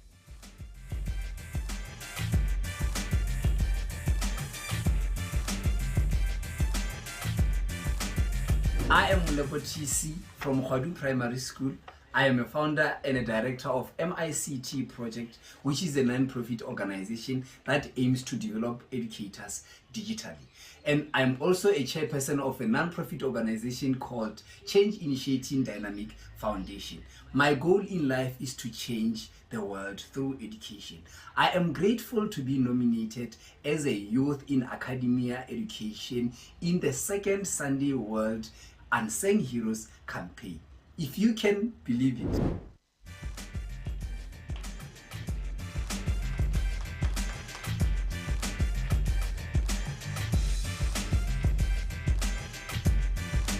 And now to lava bayenza ukuthi sijive, because entertainment is also part of our life, right? Or it's namanga. Eh? Ubani okwazi ukujive la? DJ, awungishaye something inyana la. Awungishaye ngamapiano. DJ mapiano nyana. Okay, Celine Dion ke.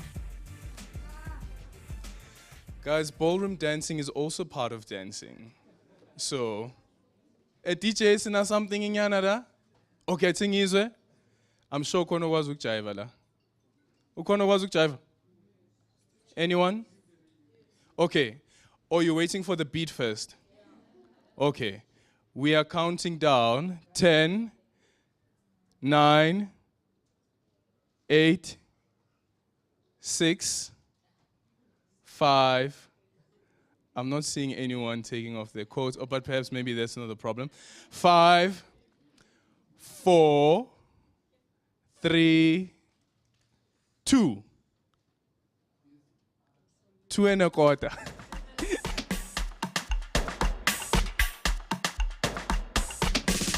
Okay, there we go. 1, Who's gonna stand up, guys? Come on, we must have somebody here. Nobody.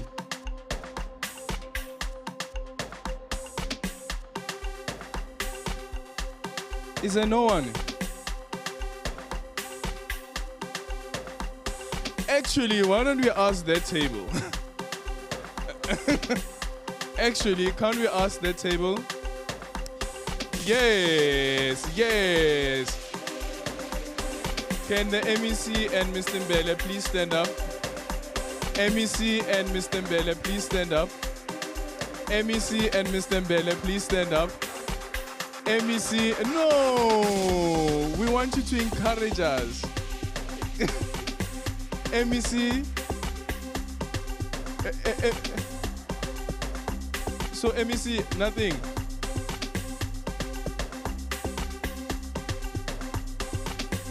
Okay, yeah, abakwazi ukushaya amafliki ke. Bakhona. Oh, guys.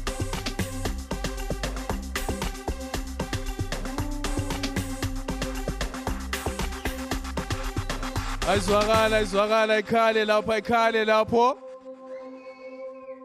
Ayikhale lapho. Alala. Alala. Yes. Do you guys know what, ne? You know the other thing is that I think my cell phone as more shield. Can we at least get that DJ because I get kofunu jive. My cell phones as more shield. Because there was a time begusajolwa giwa ekhoneni or in front of the house, and when you get there, you whistle to tell your person, "Guti baby, I'm outside." I can't whistle to save my life, but I have a little that kind of worked. At the time, guys, I was still young, so it wasn't as squeaky as it sounds now. It wasn't as squeaky as it sounds now. So we're going to move over to the youth in entertainment. But first of all, let me call on one person that I didn't mention a bit earlier on, and that is Kaitlechile Mabina, who is a lecturer as well as an author.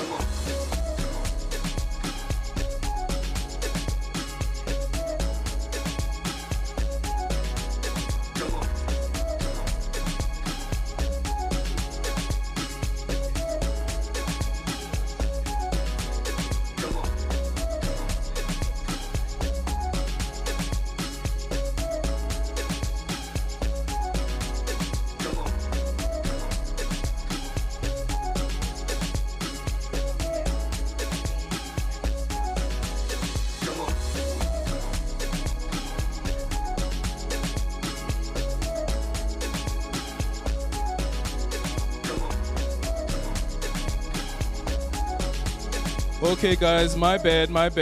Remember I said youth in entertainment because ngithanda ubumnandi. This is also entertaining, though, I think. It's youth in environment entertainment, if that works. Youth in Environment Entertainment. Youth in Environment and Sustainability. That's the next category. Yes, I came up with that one. Environment Entertainment. I'm sure there's something there. Come on, guys. Social entrepreneurs. We can make this thing work. Our winner is Abongile Nkai.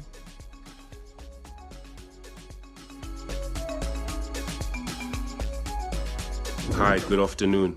My name is Abongile Nkai, founder and director of My Africa Energy Group, a vibrant waste-to-energy company based in Malmesbury in the Western Cape. At My Africa, we've got a very compelling portfolio of renewable energy solutions, ranging from waste wood to energy gasification units, solar fire units, which act as a lantern and double up as a router.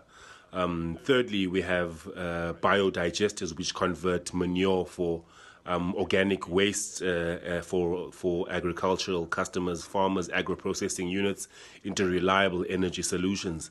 Our customer ranges from sawmills, rural households, and basic households, that general households that would like to, have access to the internet, but at the very same time have access to sustainable lighting. So we are committed to this program, and thank you for profiling us. Thank you so much. And our next winner is Jabulisile Makubu. Ngiyanibingelela nonke, igama lami uJabulisile wakaMakhubu, ngihlala eKromhoek eMpumalanga Province. Ngiwuhlalo wenhlangano yomphakathi engezinzuzo iMabola Alternatives Committee. Inhlangano sayisungulela ukusiza umphakathi ekuthenini uthole izidingo phecelezi service delivery. Okunye esikwenzayo njengenhlangano siqhuquzela abantu ngokuba basitshalele ukudla kwabo eingadini. Njengoba sibhekene nesimo esinzima sokungatholakali kwemisebenzi kanye nokuguquguquka kwesimo sezulu, siyaqhuquzela abantu ukuba batshale ngendlela efanele engaphazamisi imvelo. Ngijabule kakhulu njengoba nginominatiwe ku-Unsung Heroes 2022. Ngiyathemba lokho kuzoba nomphumela omuhle kwinhlangano yethu. Ngiyanithanda nonke. Bye. I thought she was going to end on Ngithanda nonke emakhaya. Our next winner is Katleho Malisa.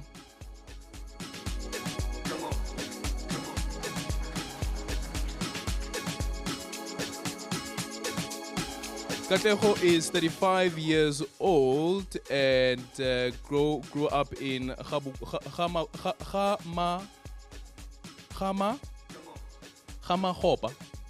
Khamahopa, that is surrounded by mines near Sikukune. This is in Limpopo.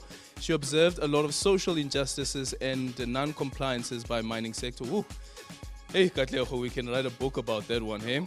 So the injustices included not only the environmental issues of social and labor matters, they had to deal with land and gender issues, or the lack of water in communities, or house cracks and relocation of challenges. And the thing about this, guys, is for a mining company to get a license, they need to have a social and labor plan to say that this is what we are going to do for the community that we are going to be working in. And some of those mining companies don't do that. And then they end up leaving. Sninini, they say that it's not profitable working in the country. And that's the end of it, which is an injustice on the part of the communities, but also the people who are supposed to make sure that those social and labor plans are actually being met, is that they are failing us on their part. So how do we hold those people accountable as well? Our next winner is Musawenkosi Dlamini.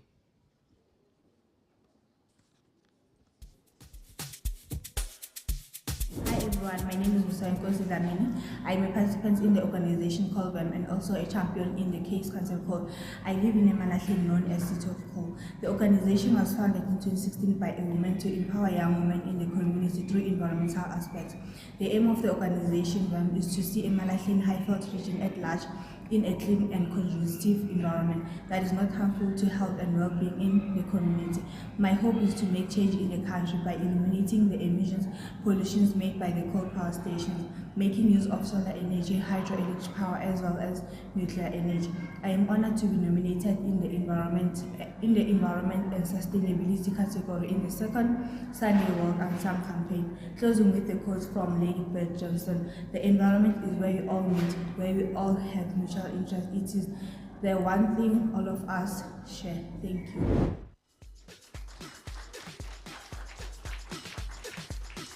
Next, Nomfundo Mkaba.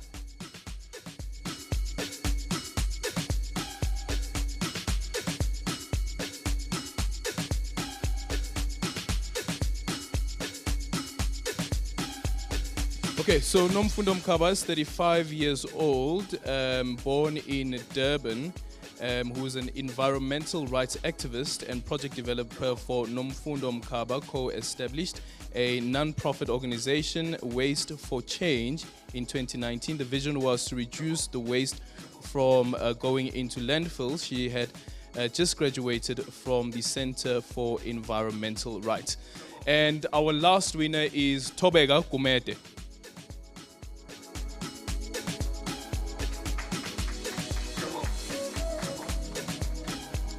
Okay, and Tobeka is 31 years old, an environmental warrior, she calls herself, who uses the law to fight for environmental injustices and also the provision for healthy and environmental and a healthy environment for all. Kumete, an LLB graduate from the University of Zululand, is a practicing attorney at the Center for Environmental Rights in Cape Town. And next we move on to youth in agriculture. Our first winner here is Dintle Maphala.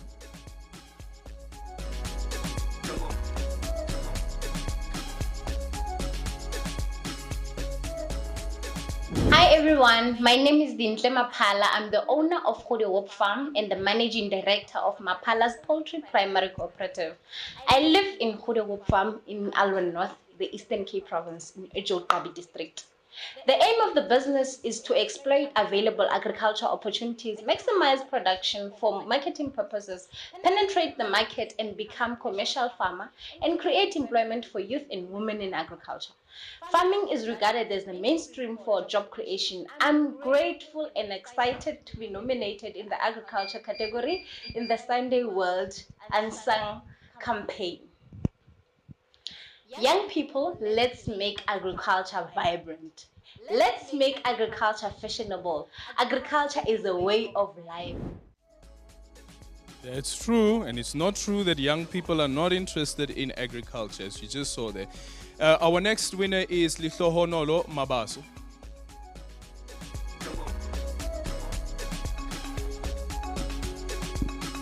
Lihlohonolo is 34 years old and comes from Qwaqwa as a driven individual whose aim is to serve his community through his NPO Qwaqanda. Mabaso initiated a community garden project which employs 8 full-time workers.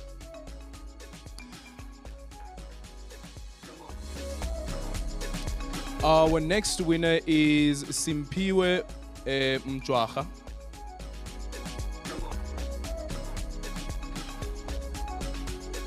Hi, my name is Sipiwe Mjwaha from KZN. My business produces chickens.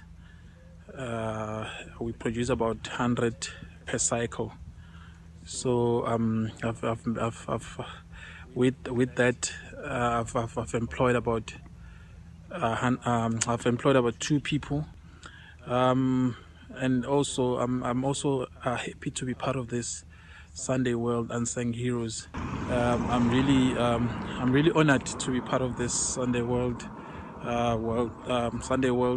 Unsung Heroes 2022. Thank you. Thank you. And the next person that we're calling up is also in the poultry industry, Nkosnati Mkumbane, who is 34 years old.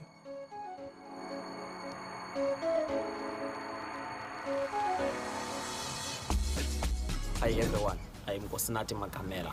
I am the owner of Lolo Mixed Farming. I live in Eastern Cape in Tutua town in Komkulemunyu village. I started this organization in 2020 during lockdown using my NSFAS money. I'm a small-scale farmer in my community, following my mother's footsteps, who was a small-scale farmer in my community. Unfortunately, she died in 2019 August. After her death, all her work had to be attended by my father. I had to man up because my father cannot handle all the pressure on farming. That's why I decided to start my farming at a very young age. The aim of the project is to become a commercial farmer, create opportunities for youth, and also to increase the economy of South Africa. I hope to make a positive change in the country. I am grateful to be nominated in the Sunday World Heroes under the category of farming. Thank you so much. Okay, apologies for that. That was Nkosnati Makamela. Next is Nkosnati Mkumbani.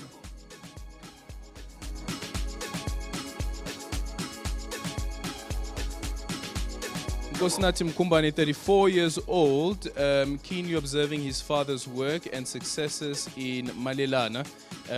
He was inspired at 34 years old also to venture into farming. I was motivated by the hard work he put into his business. This is now in reference to his father. He says he was not formally trained as a farmer, yet he was able to make a profit and put me through school.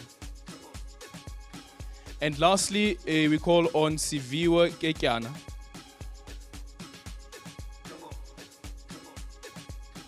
Siviwe is a backyard gardener. He has a backyard that should also be encouraged.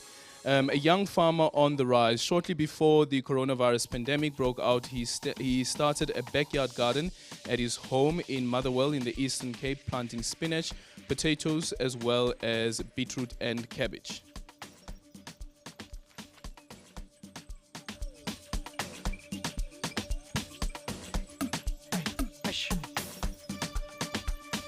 And now, to people who are in uniform and celebrating youth in uniform, and again to all the other people who are actually hard workers in public service who don't get recognized because of some of the bad apples in public service, we want to say to you, well done for going the extra mile. I know that it's very difficult to work in the public sector and the public service as well. Because there's an expectation that you should do your job and that's the end of it. However, though, communities don't understand that sometimes there are financial constraints, which means that you could find a nurse working with so many other patients, which ordinarily in the private sector, nurses in their category, on their level, don't have to do that. And it's a high pressure job, and sometimes we don't thank those people. So to the people in public service, thank you so much for the work that you're doing, and may the good work that you do get recognized and the bad apples be picked out, because they are rotting the entire box.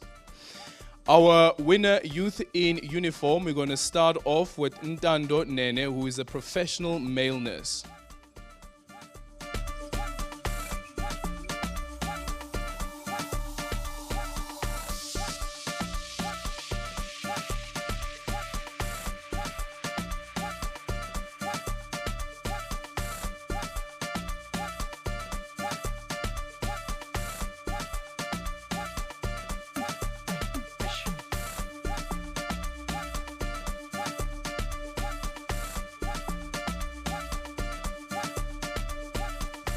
Ntando Nene is a professional nurse, as I've just indicated, from Newcastle, a professional young male nurse working tirelessly to bring healthcare to rural communities in KwaZulu-Natal. Next, we call on Lihlohonolo Liso, who is 30 years old, hospital emergency services driver.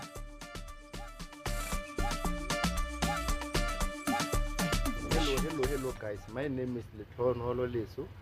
I'm one of the nominees of Sunday World Answer Project, and I'm very happy to be one of the nominees.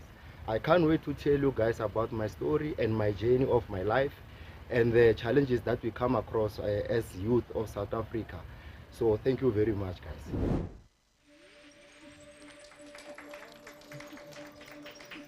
A man of little words, a man of little words. Next on, we call on Sibato Tswane. Sibato Twane is 27 years old and a midwife activist. Sibato, at the age of 27, how many babies have you? Hello everyone, my name is Sibaba Tutawani. I am a registered nurse and midwife by profession, and I am also the founder and CEO of Black Women Arise Women's Health Foundation. This is a non-profit organization that I started with the aim to promote women's sexual and reproductive health through advocacy, education, destigmatization, as well as bridging the gap between women in disadvantaged communities and healthcare professionals. My main purpose is to ensure that each and every woman has access to quality sexual reproductive healthcare services, regardless of her socioeconomic standing. I am so honored to be nominated for the 2022 Sunday World Unsung Heroes, and I look forward to inspiring many young South Africans to make a difference wherever they are. Thank you so much. So how many babies? Really? Each job. Yeah. Next on, we call on Khumutso Ramabwi, who is a 35 years old law enforcement officer.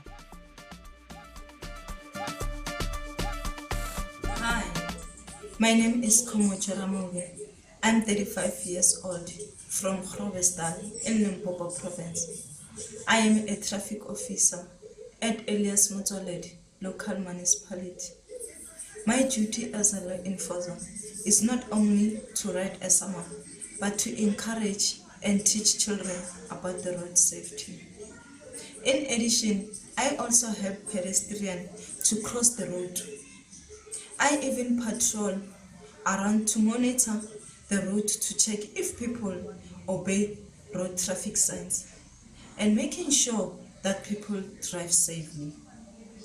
My wish is to see our community understanding and following road traffic signs, which will reduce the rise of accidents in our roads.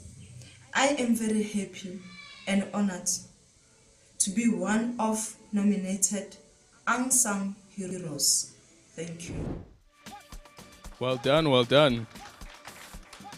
I think Khumutso must hook up with, Konje, was it Mpho? Who what was in Bali, ne? Yeah. No, Marangiti, Mamela, this is part of data collection. She's doing her research. She's doing her research. Next, we call on John Radingwana, who is 28 years old and is a police officer. Is John here? Okay, John isn't here. John, passion for making a difference in his community motivated John Radingwana, who's 28 years old, to always be there for the community he serves. As a police officer, he is stationed at the SAPS police station and Silverton, that is in Tshwane. And lastly, we call on Mpho Rasiruka, who is 28 years old.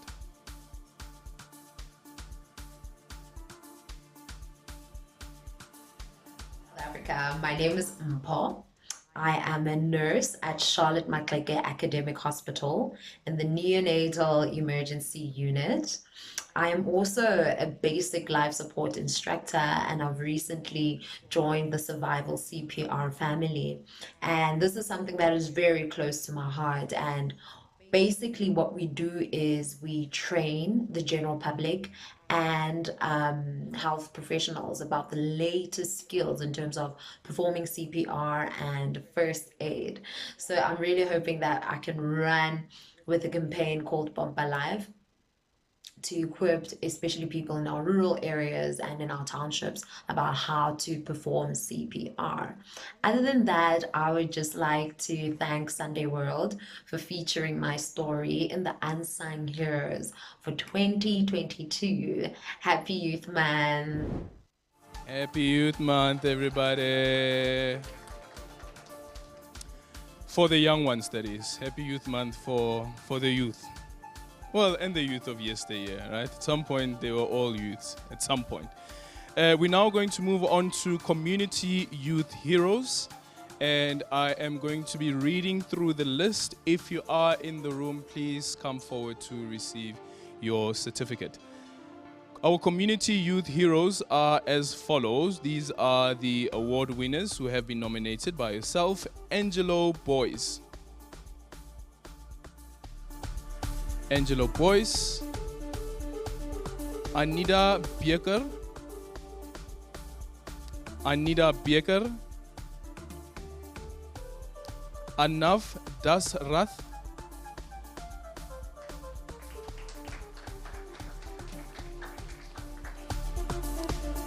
Clara Sitole.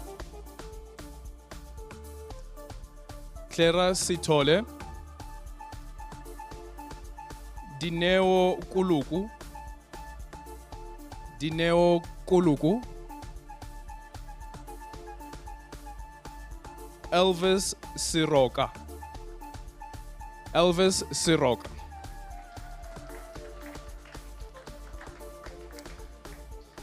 Kabelo Chabalala. Kabelo Chabalala. Kiki Rachweni.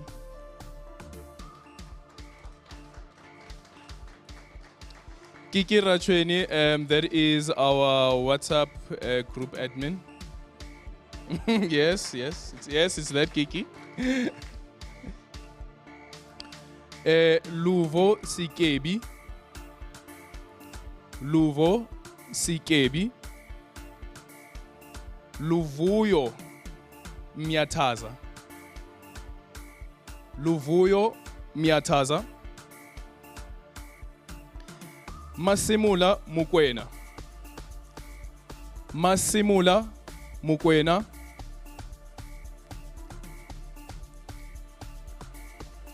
Nasizo Mdende. Nasizo Mdende.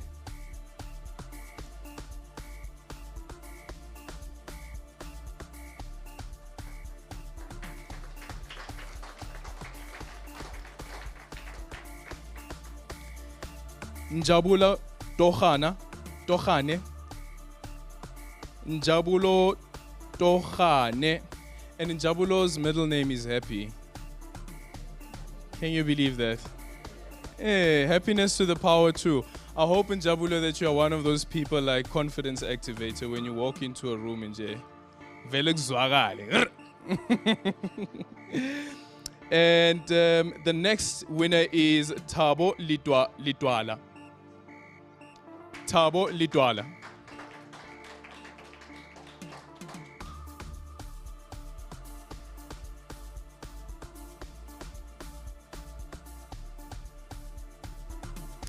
Next, Tisoya One Diponi. Tusoya One Diponi.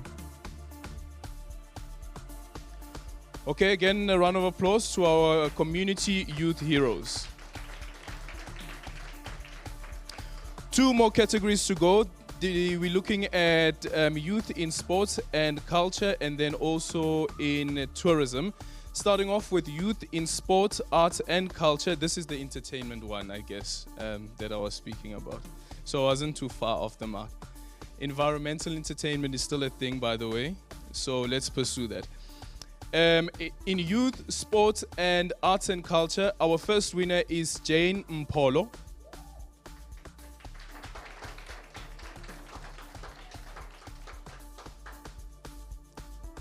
Jane Mpolo, and then we also have Kibonang Mukhadile. Kibonang Mukhadile.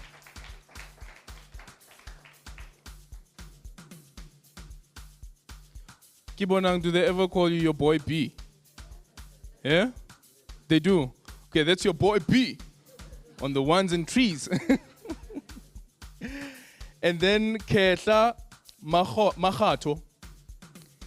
Ketla Mahato.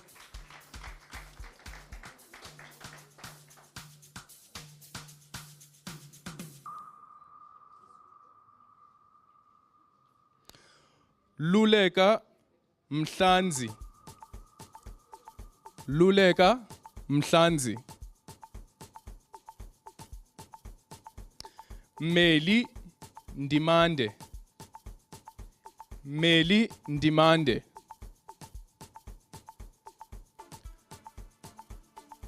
Nati Moyo.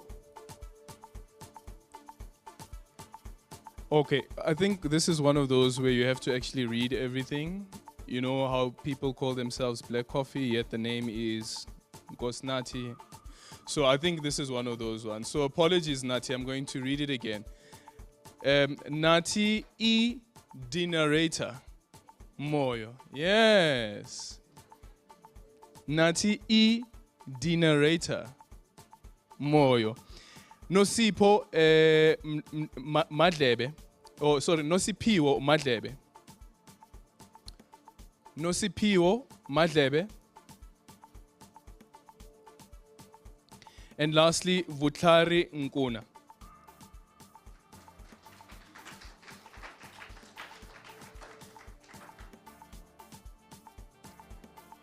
And finally, we move over to youth in tourism.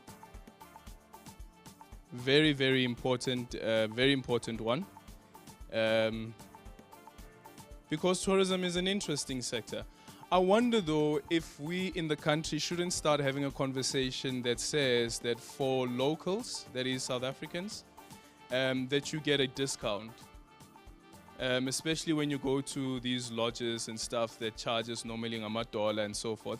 And you don't have to say that, you know what, you can have an approach that says that every weekend at least 40% is allocated to just locals. Because it's not nice having a beautiful country, yet you can't experience the beauty of the country because people have made a business out of it. There's nothing wrong with making a business out of it. But how do we allow other people to also share that beauty of the country? Sometimes the other strange thing is when you meet tourists and like, have you been to whatever, God's window? You're like, I've heard about it, I've never really been there, because some of this stuff is really costly.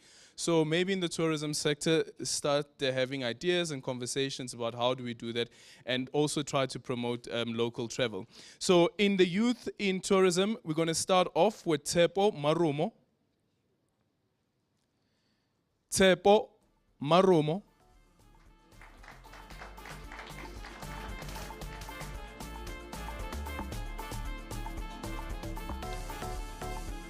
Kachi Nzama. Kachi Nzama.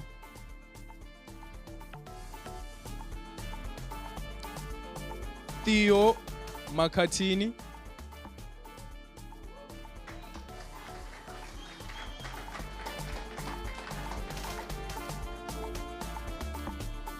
Qinokuhle Dube. Qinokuhle Dube. Okay, by the way, guys, another one. As I told you guys that I'm international. Yeah.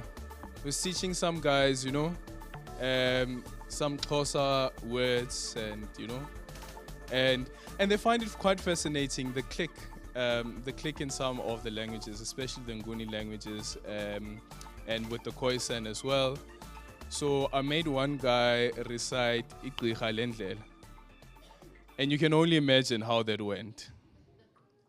But we took it a step further and then taught him the phonetics of, like, you know, when certain letters are put together, what sound should come out. And it does require a lot of work, guys.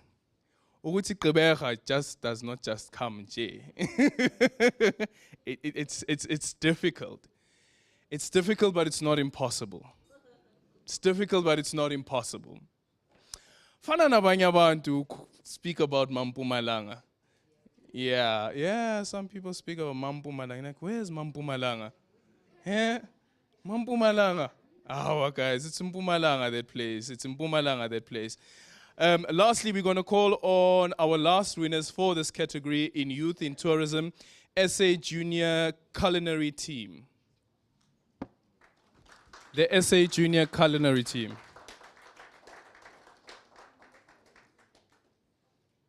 Do you guys judge people when you visit them? Eh? You don't. You don't even give like feedback, like after dinner that they've prepared. Really?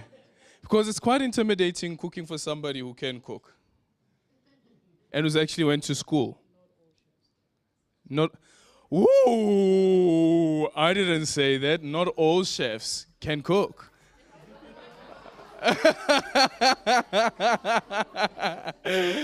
Not all chefs can cook. There might be a bit of truth in that. You know that you've been to places and they told you that chef, what, with a Michelin star, and you're like, this chef, Axi. Abanye, I know Tulisile spoke about innovation in the Mkhodu part as well. But guys, come on, blue cheese in Mkhodu. Eh? No, man, there's just certain things that we shouldn't be doing. There's just certain things that we shouldn't. Let's again give a warm round of applause to all of our winners today.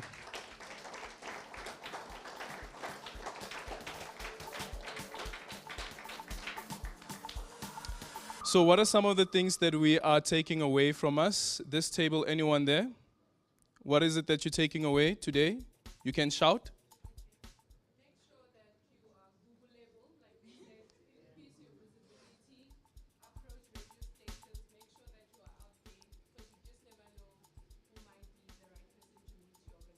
Okay, and this table over here.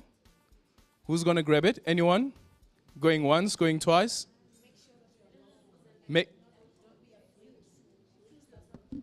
Okay.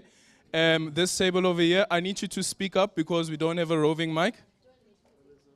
Okay. Okay.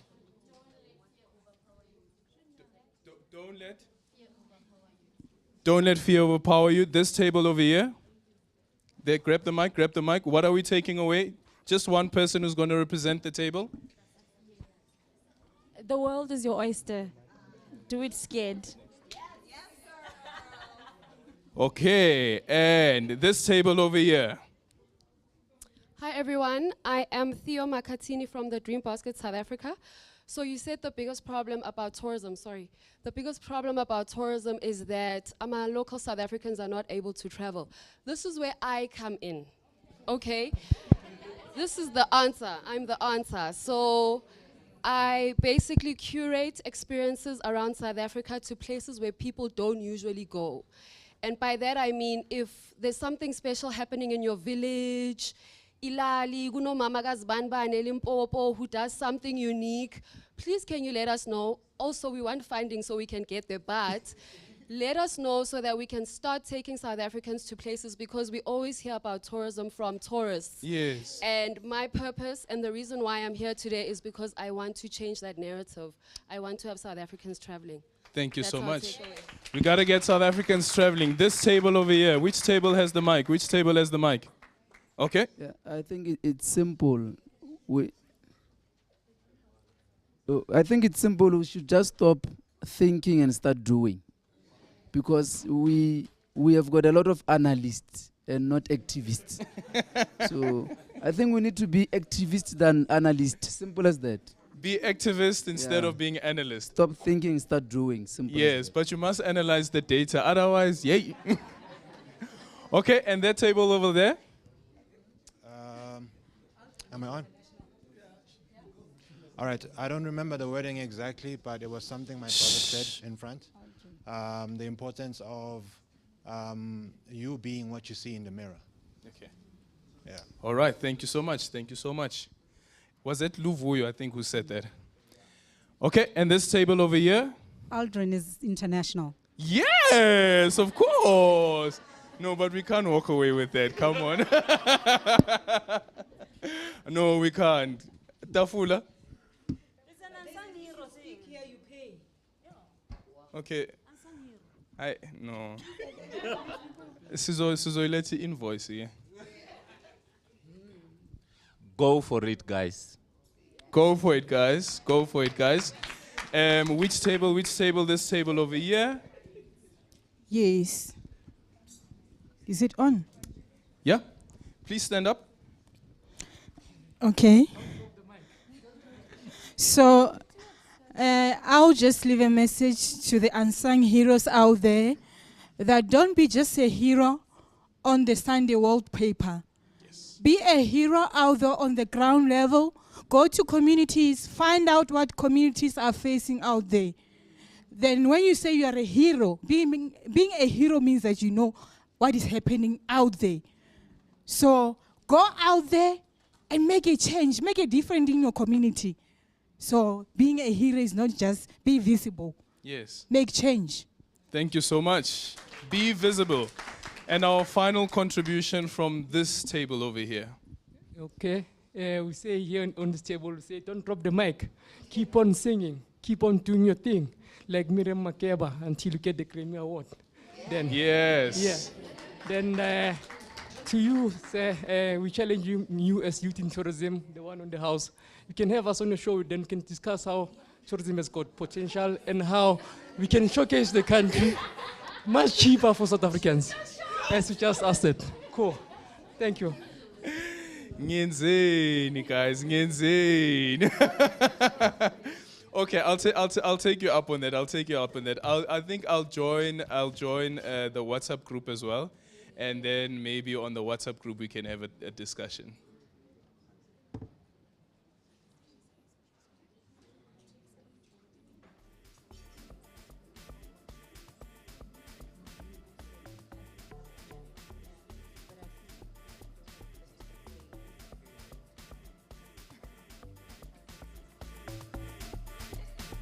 Okay, and now can I get the NYDA Trailblazers to please come forward to the podium? NYDA Trailblazers, please make your way to the podium.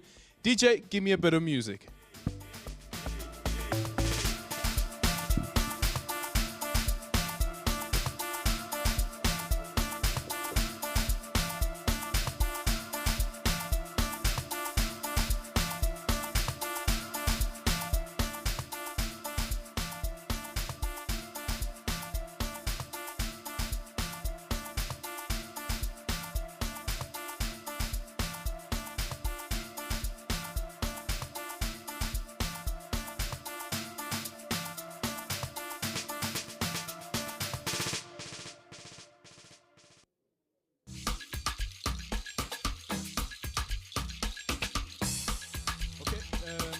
Palisa is representing the NYDA Trailblazers of 2022. Quickly tell us, Palisa, what is that about? So this is it on? Yeah. Am I audible? No. Okay, use this one. Okay, thank you so much. Good afternoon, everyone. I represent the NYDA. I work for the NYDA, so I represent these young people who couldn't be here today. But of course, we are going to see them tomorrow also on the papers because they represent the same concept that the Sunday World is also running. We are grateful to be part of this movement also. We are grateful that finally the journey of young people who are doing wonders in their communities is being recognized by most parts of society, including Sunday World. So we are partnering and we are hoping that this relationship will go a long way. And we are saying viva to these unsung heroes, viva to the Trailblazers of 2022. Thank you very much. Thank you so much. Thank you so much. We are now about to close. I'm going to call Mr. Walimbele to come to the podium to give us the closing remarks. Can I just get everybody to quickly stand up? Let's quickly stand up. Let's quickly stand up. Let's quickly stand up. I want to take you back to school or crash or whatever it is. If you're happy and you know it, clap your hands.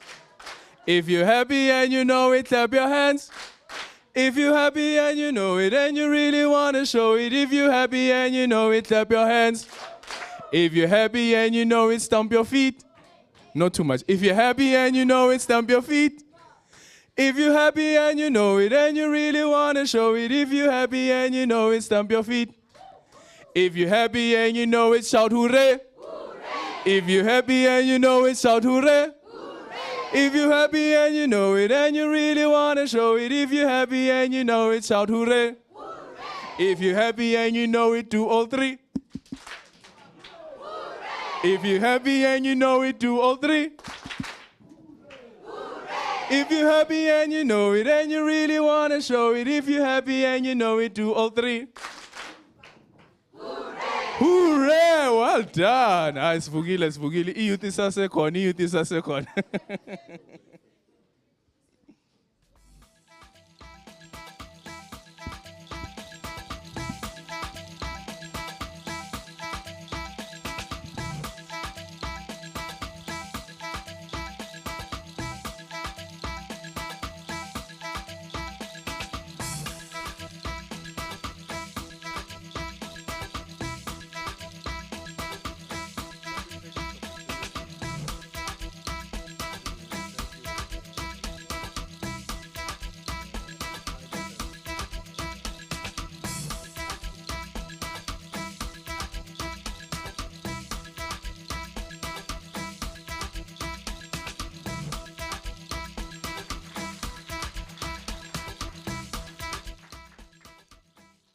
And to our panelists, Thulile, someone sitting next to me actually was whispering to say, you know what, Wali, Thulile is just an opposite of her name. I don't know if most of us know the meaning of Thulile. Thulile is somebody who's very quiet. Was Thulile, yes. And really, Thulile, I like it when you say we must normalize innovation and technology. These are words from the person who is fearless and who knows how to tackle the challenges. Miriam was also part of the panelists. She says she came to Joburg looking for a job. She ended up serving her generation. And to that, Miriam, it so much touches my heart, you know, when a person comes, you know, from a rural village, it could be from whatever, and end up doing what we are doing now at MTN Pulse. You say we must actually not look at what we are going to do tomorrow, but we must look at what we can do today.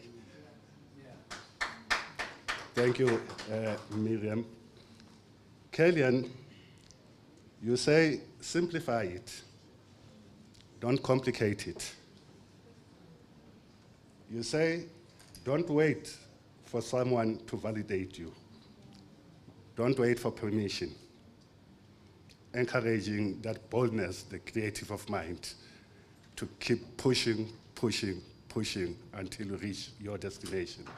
Thanks for those wise words. Muzikaise. Something you said that resonated very greatly with me, sir. You say lack of knowledge of yourself will hinder your progress. That still echoes in my heart, that if you don't know yourself, then there's no way in which you are going to be able to deal with the challenges of the future. Thanks, our dear panelists, for regaling us with substance today. We are indeed inspired by your participation in this event today. Can we give them a round of applause again?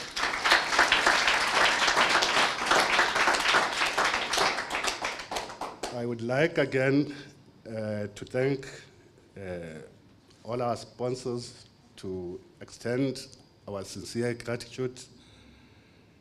In particular, the MTN Pulse, who are the title sponsor, as well as the Central University of Technology, the Presidential Climate Commission, the Department of Agriculture, Land Reforms and Rural Development, the Free State Department of Education, Department of Forestry, Fisheries and Environment, the Department of Tourism, National Lotteries Commission, the National Youth Development Agency, the South African National Road Agency, Telkom, Thabo Mpelo Films, and the University of Limpopo.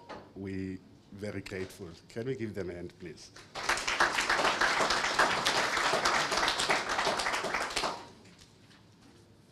I think it's just so overwhelming to be in this audience today, to be in the company of such young, great minds. I sit here, I listen at their offerings, I listen and I witness the achievements, the difference they're making in their communities, and I say, we are truly the young heroes of this movement that is called the Sunday World Unsung Heroes. It is no longer just a project.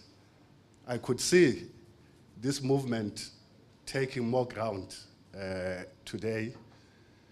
Ms. Yolanda Kluba actually stood up from her table and invited you just not to end this day here, but to go meet the directors, to go and meet people who can actually shape the diamonds that you already are, so that they can become a greater service to the nation as a whole. Thank you for gracing this occasion with your majestic creations, the creative spirit of innovation. You are ordinary young men and women. What I really appreciate about the Unsung Heroes is that it does not only focus on the doctors, on the academics, doesn't focus only on people, that we think amongst ourselves that can only become heroes just because they are educated, they're possessing big degrees, but your ordinary constable in the street can be a hero. Your ordinary sweeper on the street can be a hero because of different contributions that they make to our society. I feel that this day can go on for the rest of the day, but that is not going to happen, obviously. But one lesson that I'm taking away from this occasion is that we are all in service that is greater than ourselves. Please, let's continue to use our creative minds to uplift others from their current afflictions. There are so many of those youth out there that we can really use our talents, that we can use our organizations to uplift them from the situations that they find themselves in. Lastly, but not least, gentlemen, we've got a team of men and women in this room. I call them the ground crew. Those people who always make our flights possible, who make them successful, and they never get recognition. We always recognize the pilots because we always see them, when they enter the plane, in the cabin crew and so forth. This is the Sunday World Special Projects team that I would like to introduce to you. Anastasia Martin, can you come forward, please?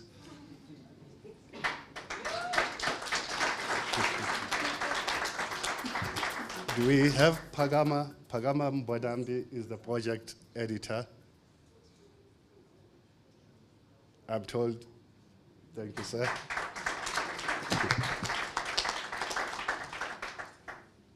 Kolani Shezi, one of the writers. Apparently these guys outside. I don't know if I call them the ground crew. They really take it literally.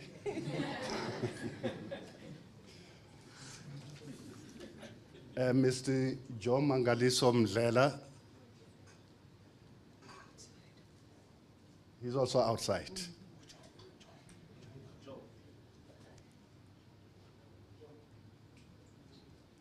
Kangele Makado, I know that he's not around here today. One of the nominees, actually, when she introduced herself to me this morning, she said, "Are you Mr. Kangele Makado?" I said, "No." She said, "No, actually, you are the editor."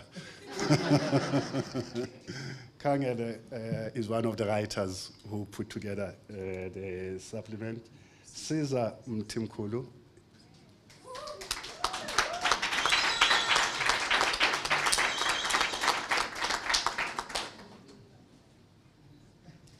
And Bongiwe Mlangeni, you can put your camera down. Bongiwe Mkono, I'm sorry. Ladies and gentlemen, these are men and women who ensured that we are here today, who ensured that this journey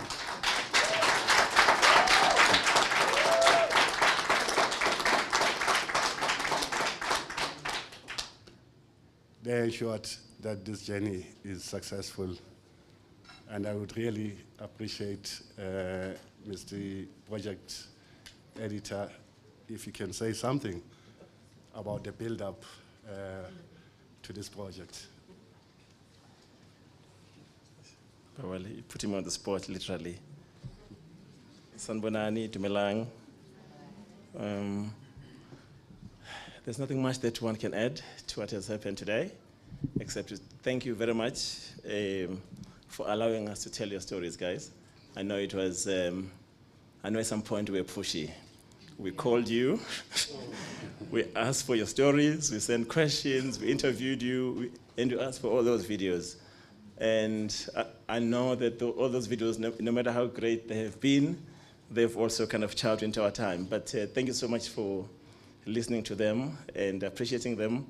And we hope at some point that we could digitally put them together so that you could see them on our platform. But it was a great journey. It took us, yeah. As every journalist will tell you, it takes a while to get the story right. And if you didn't get the facts right, if there's a typo, one or two typos, please forgive us. At some point, yeah, the eyes were sore. Thank you very much.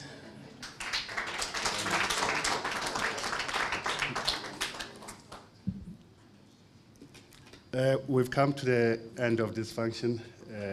Ladies and gentlemen, it was really a great, great privilege to be amongst yourselves. We're very proud to be associated with you. Let us continue to grow this movement. It's not to our personal benefit, but it's for the greater good. Thank you again. Thank you.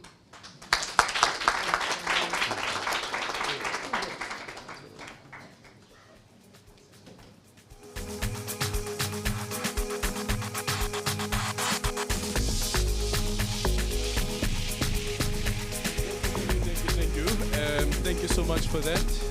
Somebody who was part of this project last year, who unfortunately lost her life, is Nomakula Roberts. She was quite passionate about this project as well. And may her legacy and undying spirit of recognizing talent when she comes across it live on forever. To everyone who has made it here today, thank you for making time for us on this Saturday afternoon. It was a bit chilly, a bit warmer now, but we were doing this in recognition of young people who are really making strides. And I think that we should also normalize that, awarding, appreciating people who are actually pushing through even through the difficult circumstances that we face.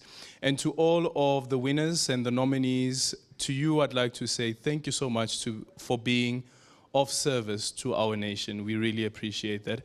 And as we leave here today, remember what Tulisile said. Let's progress together. Let's progress together. Dotsins, enjoy the rest of your evening. Afternoon actually. Lunch will be served. And to all of the award winners, I'd like you to please come to the front for a group picture. Enjoy the rest of your afternoon and enjoy the rest of your weekend. Dotsins.